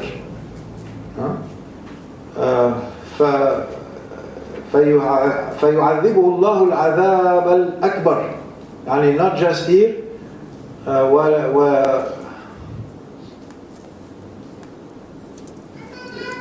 يعني he will punish them the greater punishment. يعني there is the عذاب الأدنى in this life, the first or lower punishment, and then the عذاب الأكبر in the next life. So it may be that we will see that in our lifetime, that they will be punished, or it may be that we will not. It might happen later. It might happen after generations. Allah gave to that one in Surah Al-Kahf, because وَكَانَ أَبُوهُ صَالِحًا, they said 7 generations before. Allah delayed for 7 generations the reward for his good servant until his descendant of the 7th generation. So similarly, Allah subhanahu wa ta'ala, like for example, Iraq blemished the name of Iraq from the time that they killed Sayyidina al-Hussein radiallahu anhu. From that time until now, we still remember that this is the people of Iraq did that. So Allah subhanahu wa ta'ala, as we said, He delays, but He does not neglect. يُمْهِلُ وَلَا يُهْمِلُ. So أَنْتَقِمُ لِعِبَادِيَ الصَّالِحِينَ وَلَوْ بَعْدَ حِينٍ. Allah said in one of the reports that I will take revenge on behalf of my righteous servants who were oppressed, and even if after a while. Allah does as He likes in His own time. So the gift that He gives to His pious servants, that is karama. But the miracles that He gives to His impious servants, that is istidraj. So He gives to shaitan istidraj. Shaitan has power to do this and do that. Fly in the air and fall distance and come inside the heart through the veins of Bani Adam and whisper in them and misguide them and so forth. But is this a karama? No, it's not a karama. It's not a karama. Karama is only for awliya of Allah, not for shaitan and his friends. That is not karama, that is istidraj. And in the end, the destruction will be the biggest for them. And فَيَوْمَئِذٍ, or at the end of Surah Al-Mutaffifin,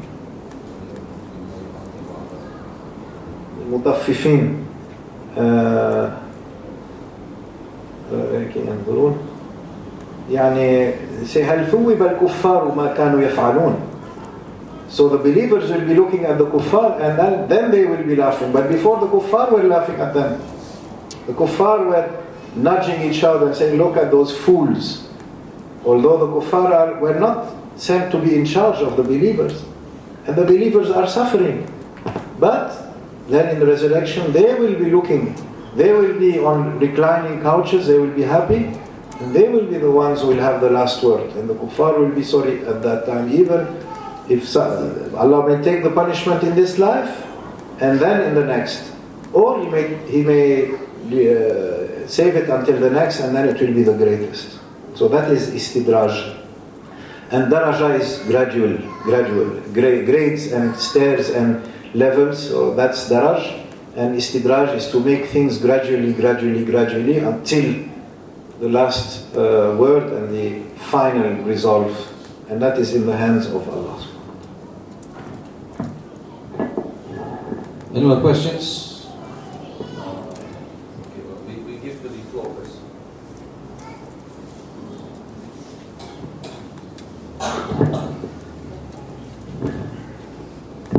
Assalamualaikum warahmatullah. Alaikum salam wa rahmatullah. Could you give us some guidance, Ya Sheikh, on key criteria to clearly distinguish the praiseworthy bid'ah from the blameworthy ones? Sorry, repeat that. Could you give us some guidance on key criteria from distinguishing the praiseworthy bid'ah from the blameworthy ones? Yeah, the criteria or key criteria to make to differentiate between the praiseworthy and the blameworthy bid'ah Well, we leave the technicalities to their specialists, but one key indicator or qarina is the practice of the ummah.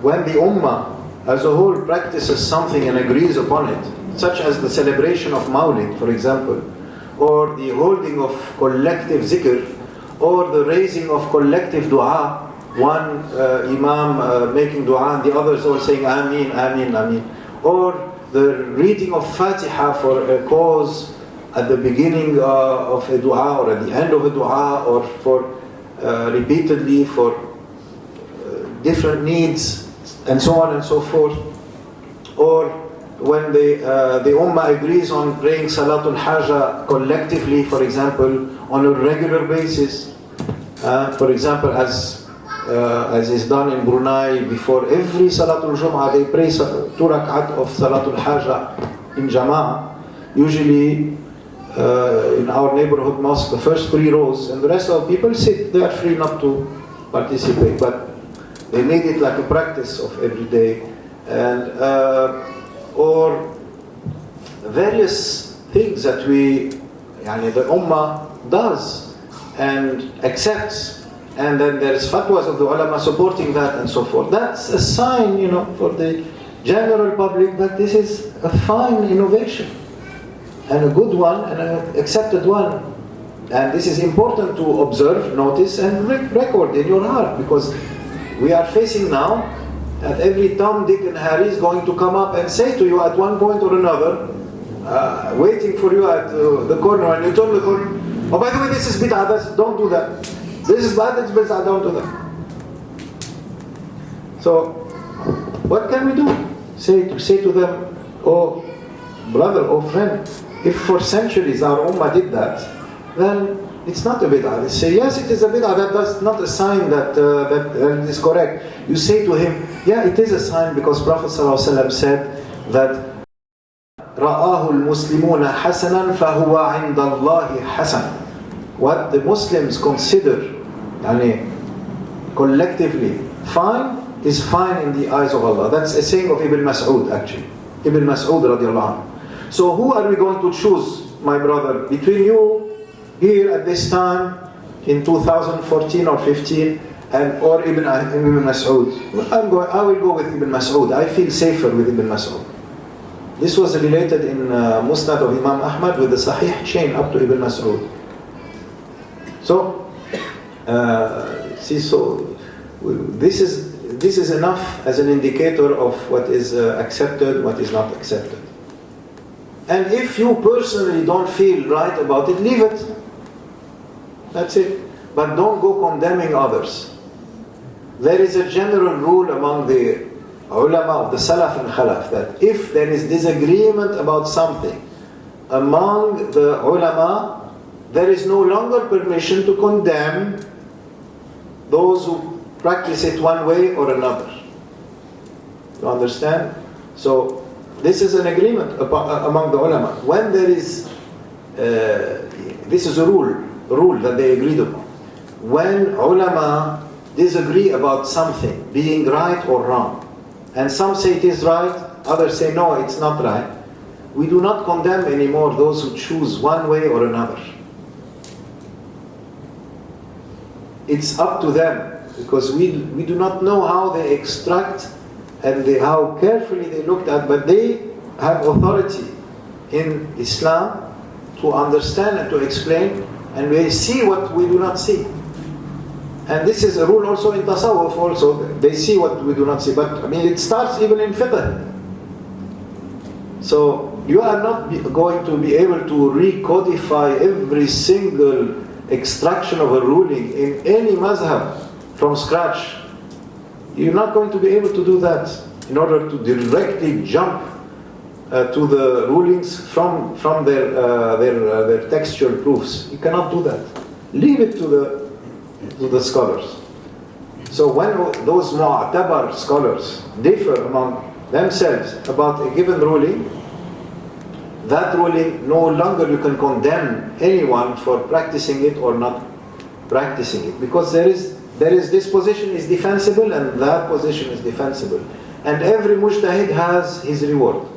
Whether, if he's wrong, he has one reward. If he's right, he has two rewards. That is mentioned in Sharh Sahih Muslim of Imam al-Nawawi. So I hope this is enough for us to proceed safely, and stay with your imam, stay with your sheikh, stay with your community, and inshallah don't stray from the jama'ah. This way you will be safe. And may Allah subhanahu wa ta'ala make us belong to a good jama'ah. Because there is such a thing as a bad jama'ah also, unfortunately. And Allahu yahdi man yasha. Allah guides whoever He wishes. وَمِنَ اللَّهِ التَّوْفِيقِ. And Allah gives tawfiq and success. Someone asked,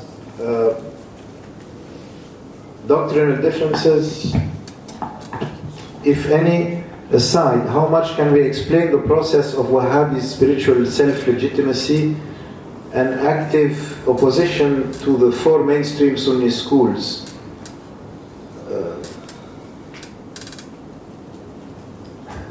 In comparison to Protestantism.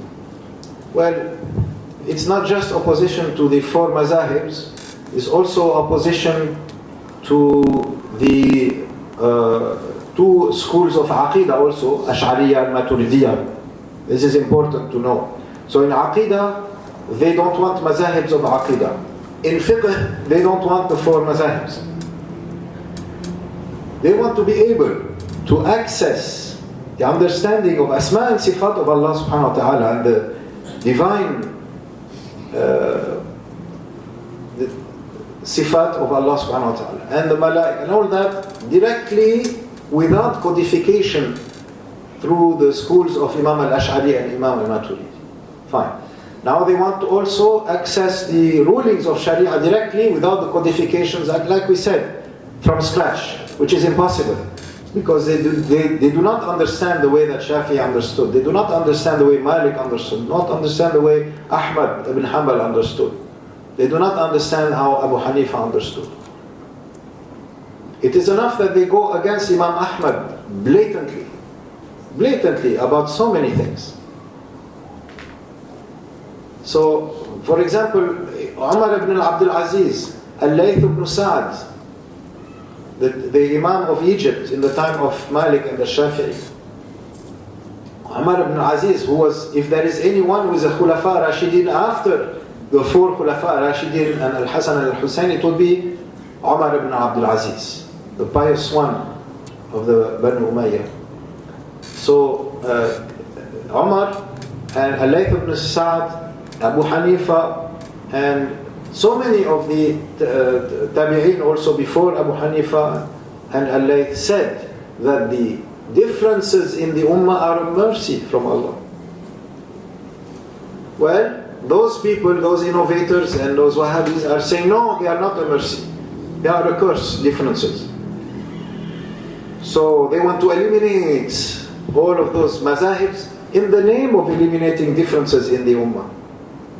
But you see, in reality, they just want to undermine Islam and they want to undermine the connection of the Ummah to their Prophet ﷺ and the understanding of the Ummah, the correct one, regarding Allah subhanahu wa ta'ala. They want to replace that with anthropomorphism and to make of Allah subhanahu wa ta'ala some kind of physical form in a space up there, sitting on a throne like us. وَلَيْسَ كَمِثْلِهِ شَيْءٌ وَهُوَ السَّمِيعُ الْبَصِيرُ. So, more than that, they want to eliminate also in tasawwuf, because it is Islam, fiqh, iman, aqidah, and ihsan, tasawwuf, tazkiyatun nafs. So they want to eliminate all the schools of tasawwuf, 40 plus schools of tasawwuf, and to make, in the end, religion kind of this eviscerated body without a soul of do's and don'ts and nothing more. We, like children, we want everything cut and dry, and do this, do that, believe this, believe that. But as for the soul of your sincerity and your heart's attachment to Allah subhanahu wa ta'ala and to the Prophet, they are not interested in that. That might as well be dead for them. And to us, we understand that they are after the Prophet ﷺ. That's the end all. That they are disrespecting the Prophet ﷺ. That is the final analysis. They are preserving everything except what is in connection to the Holy Prophet ﷺ.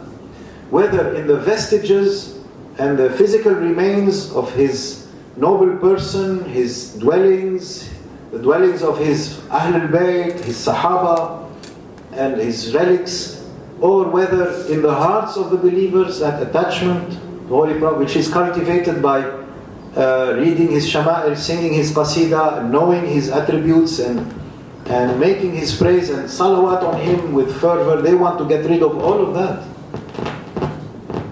So we ask Allah subhanahu wa ta'ala not to give them any more influence anymore, because it has reached now too much, and they are emboldening themselves every day more to attack awliya Allah, to call them bad names, to impute shirk to the ummah, and they are the ones who are committing that rather than the ummah.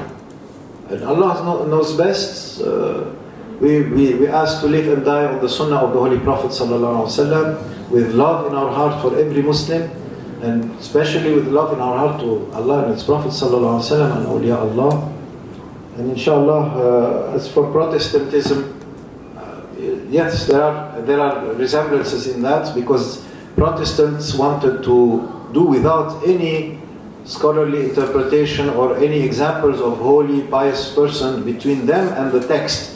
So they wanted to be able to take the text and to reinterpret everything without methodology. And this is an apt comparison, that these people are anti-methodological. So this way they can be free to be lazy in their homework and destructive in their conclusions, and that's what's happening in the Ummah, dismantling ta'ala with bombs, and bombs of the body and bombs of the mind. وَلَا حَوْلَ وَلَا قُوَّةَ إِلَّا بِاللَّهِ الْعَلِيِّ الْعَظِيمِ. As for increasing Hubbul Nabi, make salawat on him, salawat sallam, more and more and more.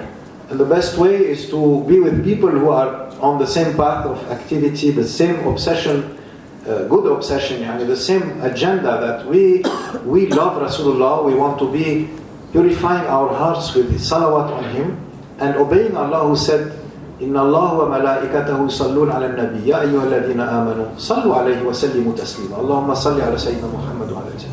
Allah made it the criterion of belief. Ya ayyuha alladhina amanu. Said, if you believe, oh believers, you call yourself believers, send salawat on Prophet sallallahu alaihi wasallam. So Allah will guarantee our belief through salawat on Prophet sallallahu alaihi wasallam. And Allah subhanahu wa ta'ala will make us see Prophet sallallahu alaihi wasallam, because that is a result of salawat.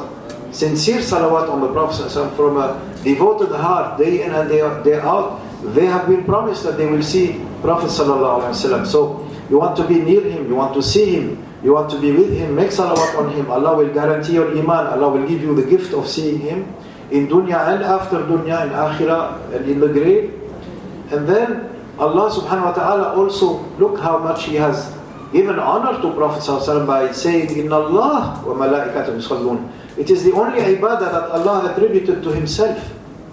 Subhanallah, that the ibadah, worship, is for creatures worshipping Allah.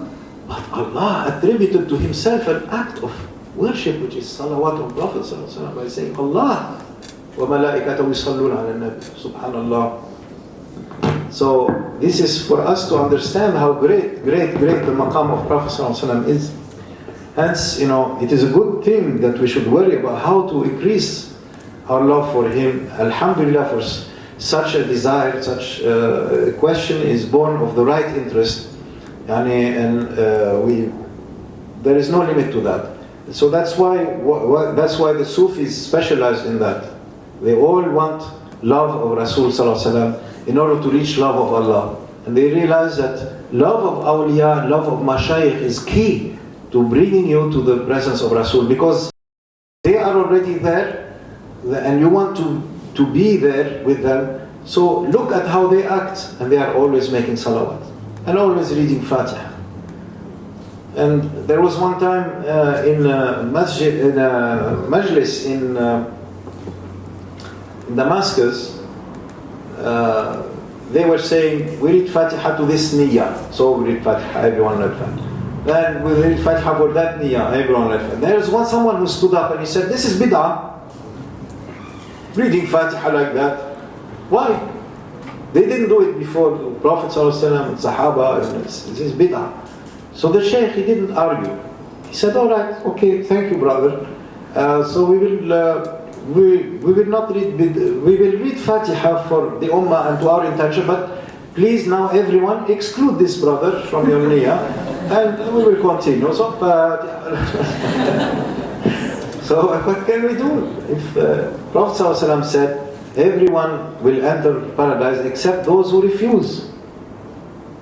And he also said, what can I do if Allah removed all rahmah from your heart, from their understanding? And Sayyidina Isa radiallahu anhu said, Allah gave me the gift of reviving the dead biiznillah, but not to make fools and donkeys understand.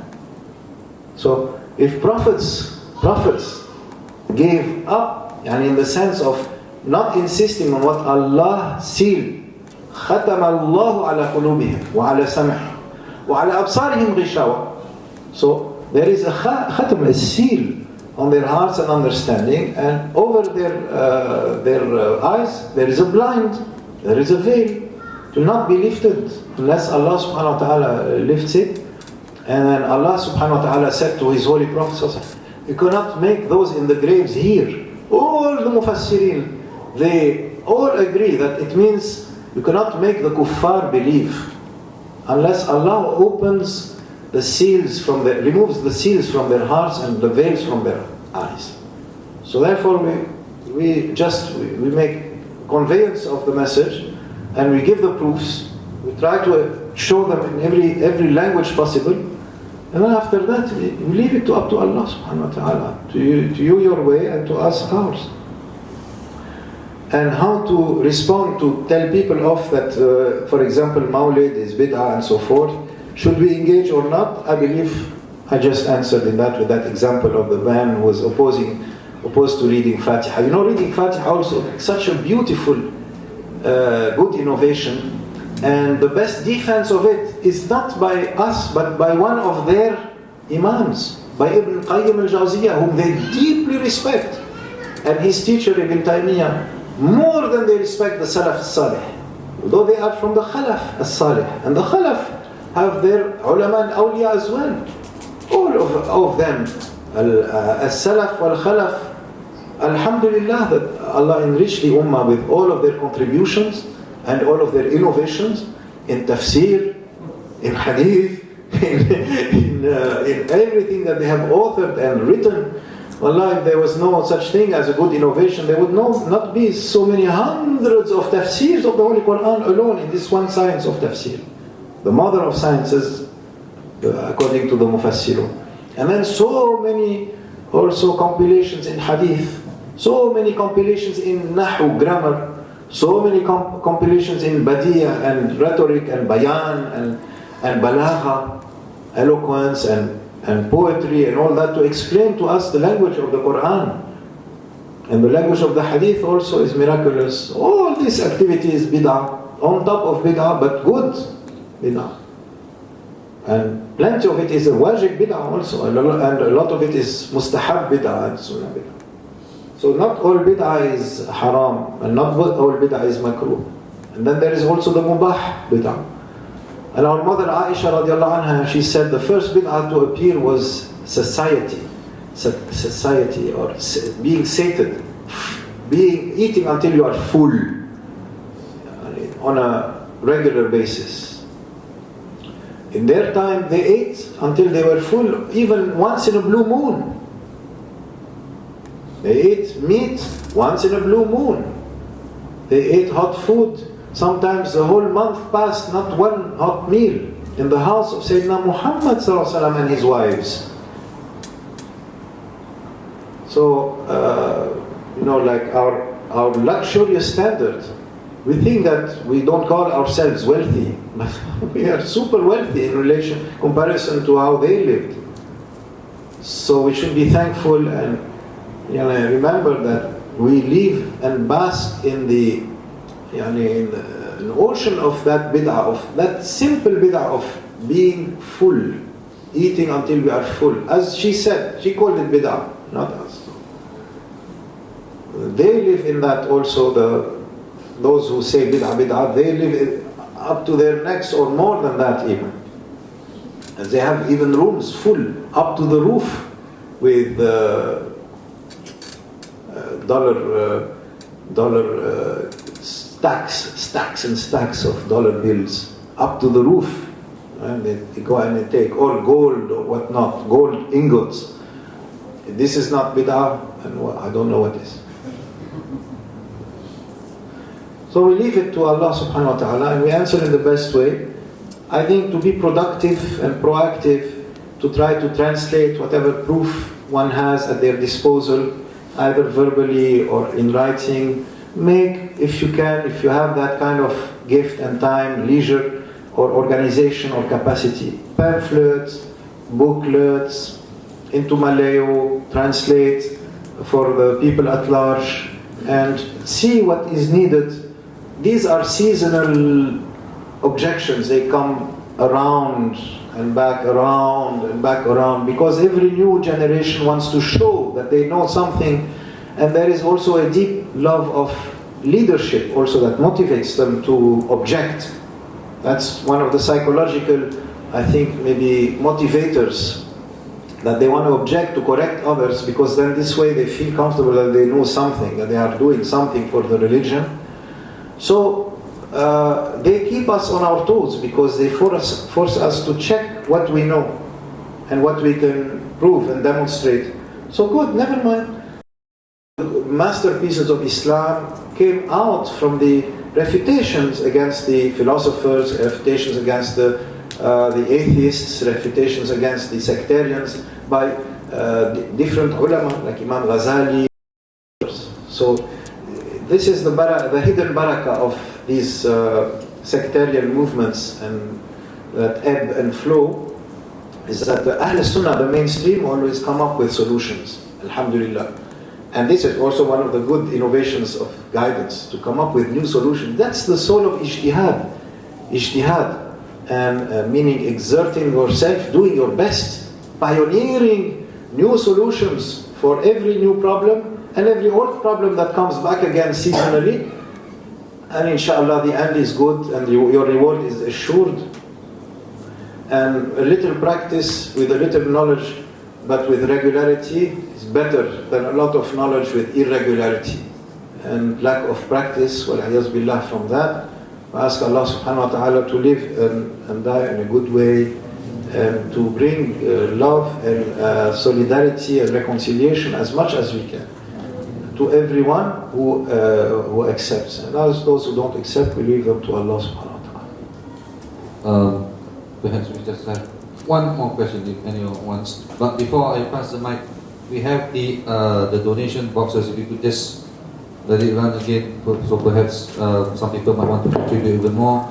This is a free program, but your kind donations and support is very, very much appreciated. Also, try to make it full. But the name list just now, whoever who has not written down your name and your email, after the lecture, inshallah, please come forward. Our volunteers will be at hand to assist you with that. So, final question. Alaykum salam. I want to ask, is there such a thing as transmission of secret knowledge from the Prophet sallallahu alaihi wasallam? Is there such a thing as transmission of secret knowledge from the Prophet sallallahu alaihi wasallam? Sayyidina Ali radiallahu anhu was asked in Sahih al-Bukhari. You know that hadith? Yeah. They asked him, do you have any? He said no. Sayyidina Ali radiallahu anhu, he said no, except I have some rulings about diya, yani the criminal penalty payment in case of manslaughter and so forth. So instead of applying the had, if the family of the victim accepts that they accept blood money payment in exchange for that. So there's diya for loss of life, there's this diya for loss of limb and so forth. So he said, and I keep it in my scabbard, the scabbard of my sword here. I have that. Maybe not everyone has that. And then or some understanding of the Quran that Allah gives to someone in particular. He meant himself, Sayyidina Ali, but he did not name himself. He just said, oh, maybe we have some understanding which Allah gives to a Muslim among the Muslims. He might give it to whomever he wishes. Right? Like the fadl of Allah, يختص الله بفضله من يشاء. Allah specifies whoever He likes with His fadl. As Allah said in Holy Quran, in reply to the Jews who saying, why a prophet from among the Arabs? Why not from the Bani Israel? Allah chooses whoever He likes as prophet. So, same thing with understanding, and so it is all about understanding. And then, we are not even mentioning practice yet. So, وَاتَّقُوا اللَّهَ وَيُعَلِّمُكُمُ اللَّهُ. Have taqwa and Allah will teach you more. And Prophet ﷺ said, مَنْ عَمِلَ بإخلاص ل40 يوما تفجرت على لسانه ينابيع الحكمة. That whoever for 40 days acts with purest sincerity with Allah subhanahu wa ta'ala, with obedience, with leaving sins aside, with fighting their own ego, and with doing their best in every way, not to make transgressions and sins, but to follow and to put into practice what they know of beyond the fard, the sunnah. Allah will cause the well springs of wisdom to burst forth from their tongue. It's not for everyone, because even one day we cannot. I don't speak for you. I speak from experience. It's not easy. I don't know about you, but so therefore, but we believe that there are some people that Allah subhanahu wa ta'ala to whom they give that. So Sayyidina Ali was one of them, we believe. And the rest of the Khulafa al-Rashideen and the awliya Allah. So we love to be with them, to learn, to be with them, to try to imitate them. مَنْ تَشَبَّهَ بِقَوْمٍ فَهُوَ مِنْهُمْ. So whoever imitates a people, whoever sits with them, قَلَّمَا جَالَسَ قَوْمًا إِلَّا صَارَ مِنْهُمْ. And Sayyidina al-Hasan al-Basri said, sit with the ulama, you will become one of them. Just by sitting with them. But it takes time. It takes bulgha, as Imam Shafi'i said, perseverance and single goal, inshallah. So same with the awliya.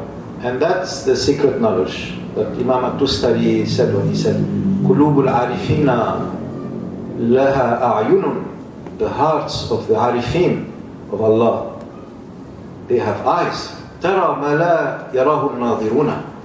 Which see what the onlookers don't see.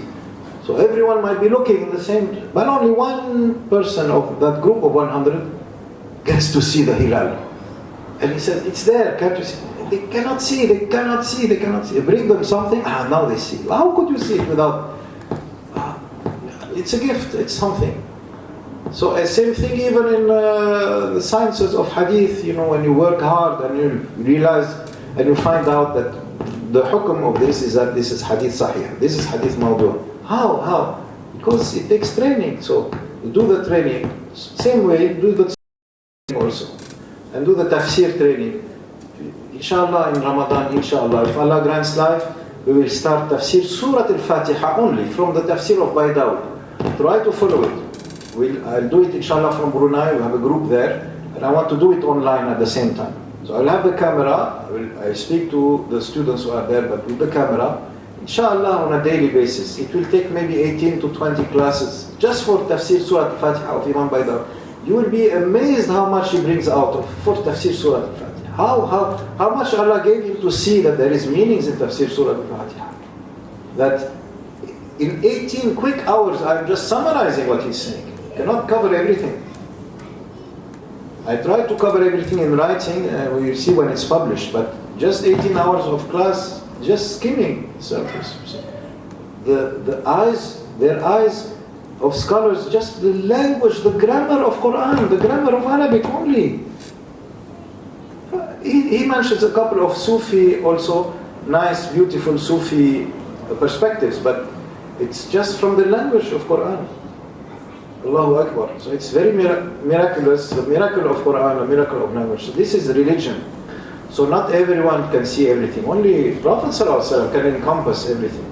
Not single mazhab, not a single mazhab, not a single imam can encompass everything. Not a single wali can encompass everything. وَفَوْقَ كُلِّ ذِي عِلْمٍ عَلِيمٍ. And above every knower there is a greater knower. That is enough. Here is one who sees and has secret knowledge in comparison to the one below him. And then above him there is one that has also secret knowledge in comparison to that one. And so on and so forth. Is there a limit? No, there is no limit. So in answer to that, there is a lot of secret knowledge. A lot of it. Too much. And then one time they said to Imam al-Shafi'i, one of the great tabi'in, how do you know that? How do you know that? What's the dalil for that? So he said, oh my brother, do you know everything? He said, no, of course I don't know everything. But you don't know everything either. I said, no, of course not, I don't know. But I'm asking, you know everything? He said, no, I don't know. All right, is there a part of knowledge that you don't know? He said, yeah. There is a part of knowledge that I don't know, and there is a part of knowledge that I do know. So Shafi'i said, all right, so whatever you don't know, make it part of the knowledge that you don't know. That's as simple as that. It's redundant, but in reality, عَلِمْتَ شَيْئًا وَجَهِلْتَ أَشْيَاءً. We know one thing, and we don't know many things. And in reality, real knowledge is to realize that we don't know. That's real knowledge. And Imam Sayyidina Abu Bakr as-Siddiq, he said, and we'll finish with that inshallah, that al-idraku tarku al-idraki, that real knowledge of something, real encompassment of something which you cannot encompass, is to know that you cannot encompass it. Al-idraku tarku al-idraki. And stop trying to encompass it, and that will be your real encompassment. Because our position is a position of weakness. Allahumma irham da'afana, irham dhullana, wa irham ajzana, waghfir lana, warhamna amin. Now I will conclude with 3 du'as. First du'a is from Ayyuha al-Walad by Imam al-Ghazali. Beautiful, innovative du'a. Radiyallahu anhu. And all of these are innovated and they are beautiful, and inshallah. You may have heard some of it before because they are quite popular. All 3 of them, at least in Syria and other parts. First one, Allahumma اختم بالسعادة آجالنا وحقق بالزيادة آمالنا واقرن بالعافية غدونا وآصالنا واجعل إلى رحمتك مصيرنا ومآلنا واصبب سجال عفوك على ذنوبنا ومن علينا بإصلاح عيوبنا واجعل التقوى زادنا وفي دينك اجتهادنا وعليك توكلنا واعتمادنا اللهم ثبتنا على نهج الاستقامة وأعذنا في الدنيا من موجبات الندامة يوم القيامة وخفف عنا ثقل الأوزار وارزقنا عيشة الأبرار واكفنا واصرف عنا شر الأشرار وأعتق رقابنا ورقاب آبائنا وأمهاتنا وإخواننا وأخواتنا من النار برحمتك يا عزيز يا غفار يا كريم يا ستار يا عليم يا جبار يا الله يا الله يا الله برحمتك يا أرحم الراحمين ويا أول الأولين ويا آخر الآخرين ويا ذا القوة المتين ويا راحم المساكين ويا أرحم الراحمين لا إله إلا أنت سبحانك إني كنت من الظالمين وصلى الله على سيدنا محمد وآله وصحبه أجمعين والحمد لله رب العالمين. The second dua is by Sheikh Ahmad Harun. He died in Damascus, rahimahullah ta'ala, and he lived in the time of Maulana Grand Sheikh Abdullah Faiz Daristani, rahimahullah. So the dua of Sheikh Ahmad Harun, he said, Allahumma la tushmit أعدائي بدائي واجعل القرآن العظيم شفائي ودوائي فأنا العليل وأنت المداوي أنت ثقتي ورجائي اجعل حسن ظني بك شفائي اللهم احفظ علي عقلي وديني وبك يا رب ثبت يقيني وارزقني رزقا حلالا يكفيني وابعد عني شر من يؤذيني ولا تحوجني لطبيب يداويني اللهم استرني على وجه الأرض اللهم ارحمني في بطن الأرض اللهم اغفر لي يوم العرض بسم الله الرحمن الرحيم طريقي والرحمن رفيقي والرحيم يحرسني من كل شيء يلمسني ومن شر النفاثات في العقد ومن شر حاسد إذا حسد قل هو الله أحد. And finally, I will read the dua of Maulana Sheikh Abdullah Faiz al-Dahistani Qaddasallah Sirrah, the Sheikh of Maulana Sheikh Nazim al-Haqqani and of Maulana Sheikh Hisham Qabbani. May Allah have mercy on all of them and grant us their knowledge, a part of their knowledge and their blessings and their nur, and grant Maulana Sheikh Hisham long life and good health. Ameen.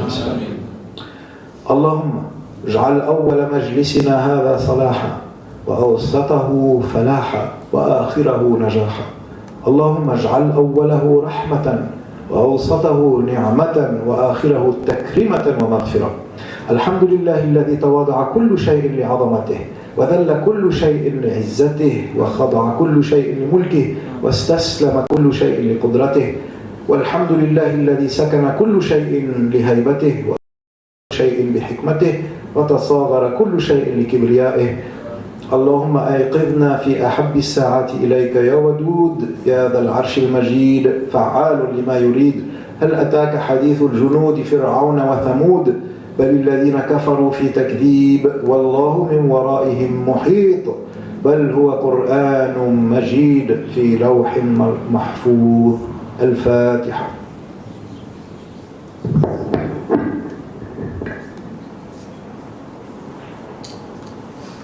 Thank you so much, and every one of us here express our greatest appreciation for you, Sheikh Haddad. Inshallah, may Allah preserve you, raise you higher, inshallah. Inshallah, I believe many of you would like to see him again soon. Inshallah, he will be here soon again. Inshallah, SimplyIslam will just let you know when the time comes. And so, if you would like, maybe the gentleman, maybe you can just have a handshake, musafaha, inshallah, the sunnah of no kissing, yeah? No kissing on the hand, and no kissing of the face, please. So just a good handshake, inshallah.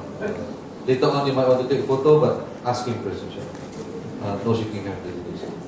Inshallah. Allahumma salli ala Sayyidina Muhammad.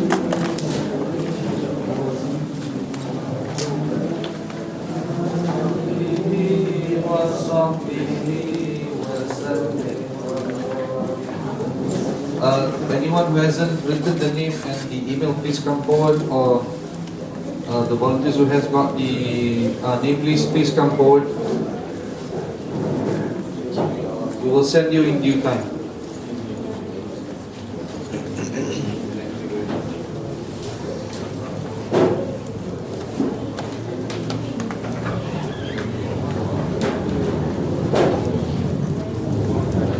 Still recording.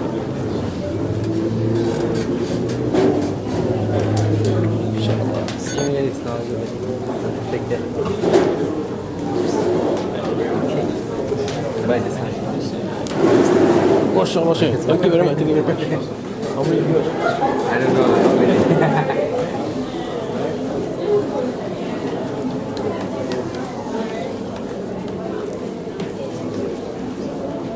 Nassim, how are you?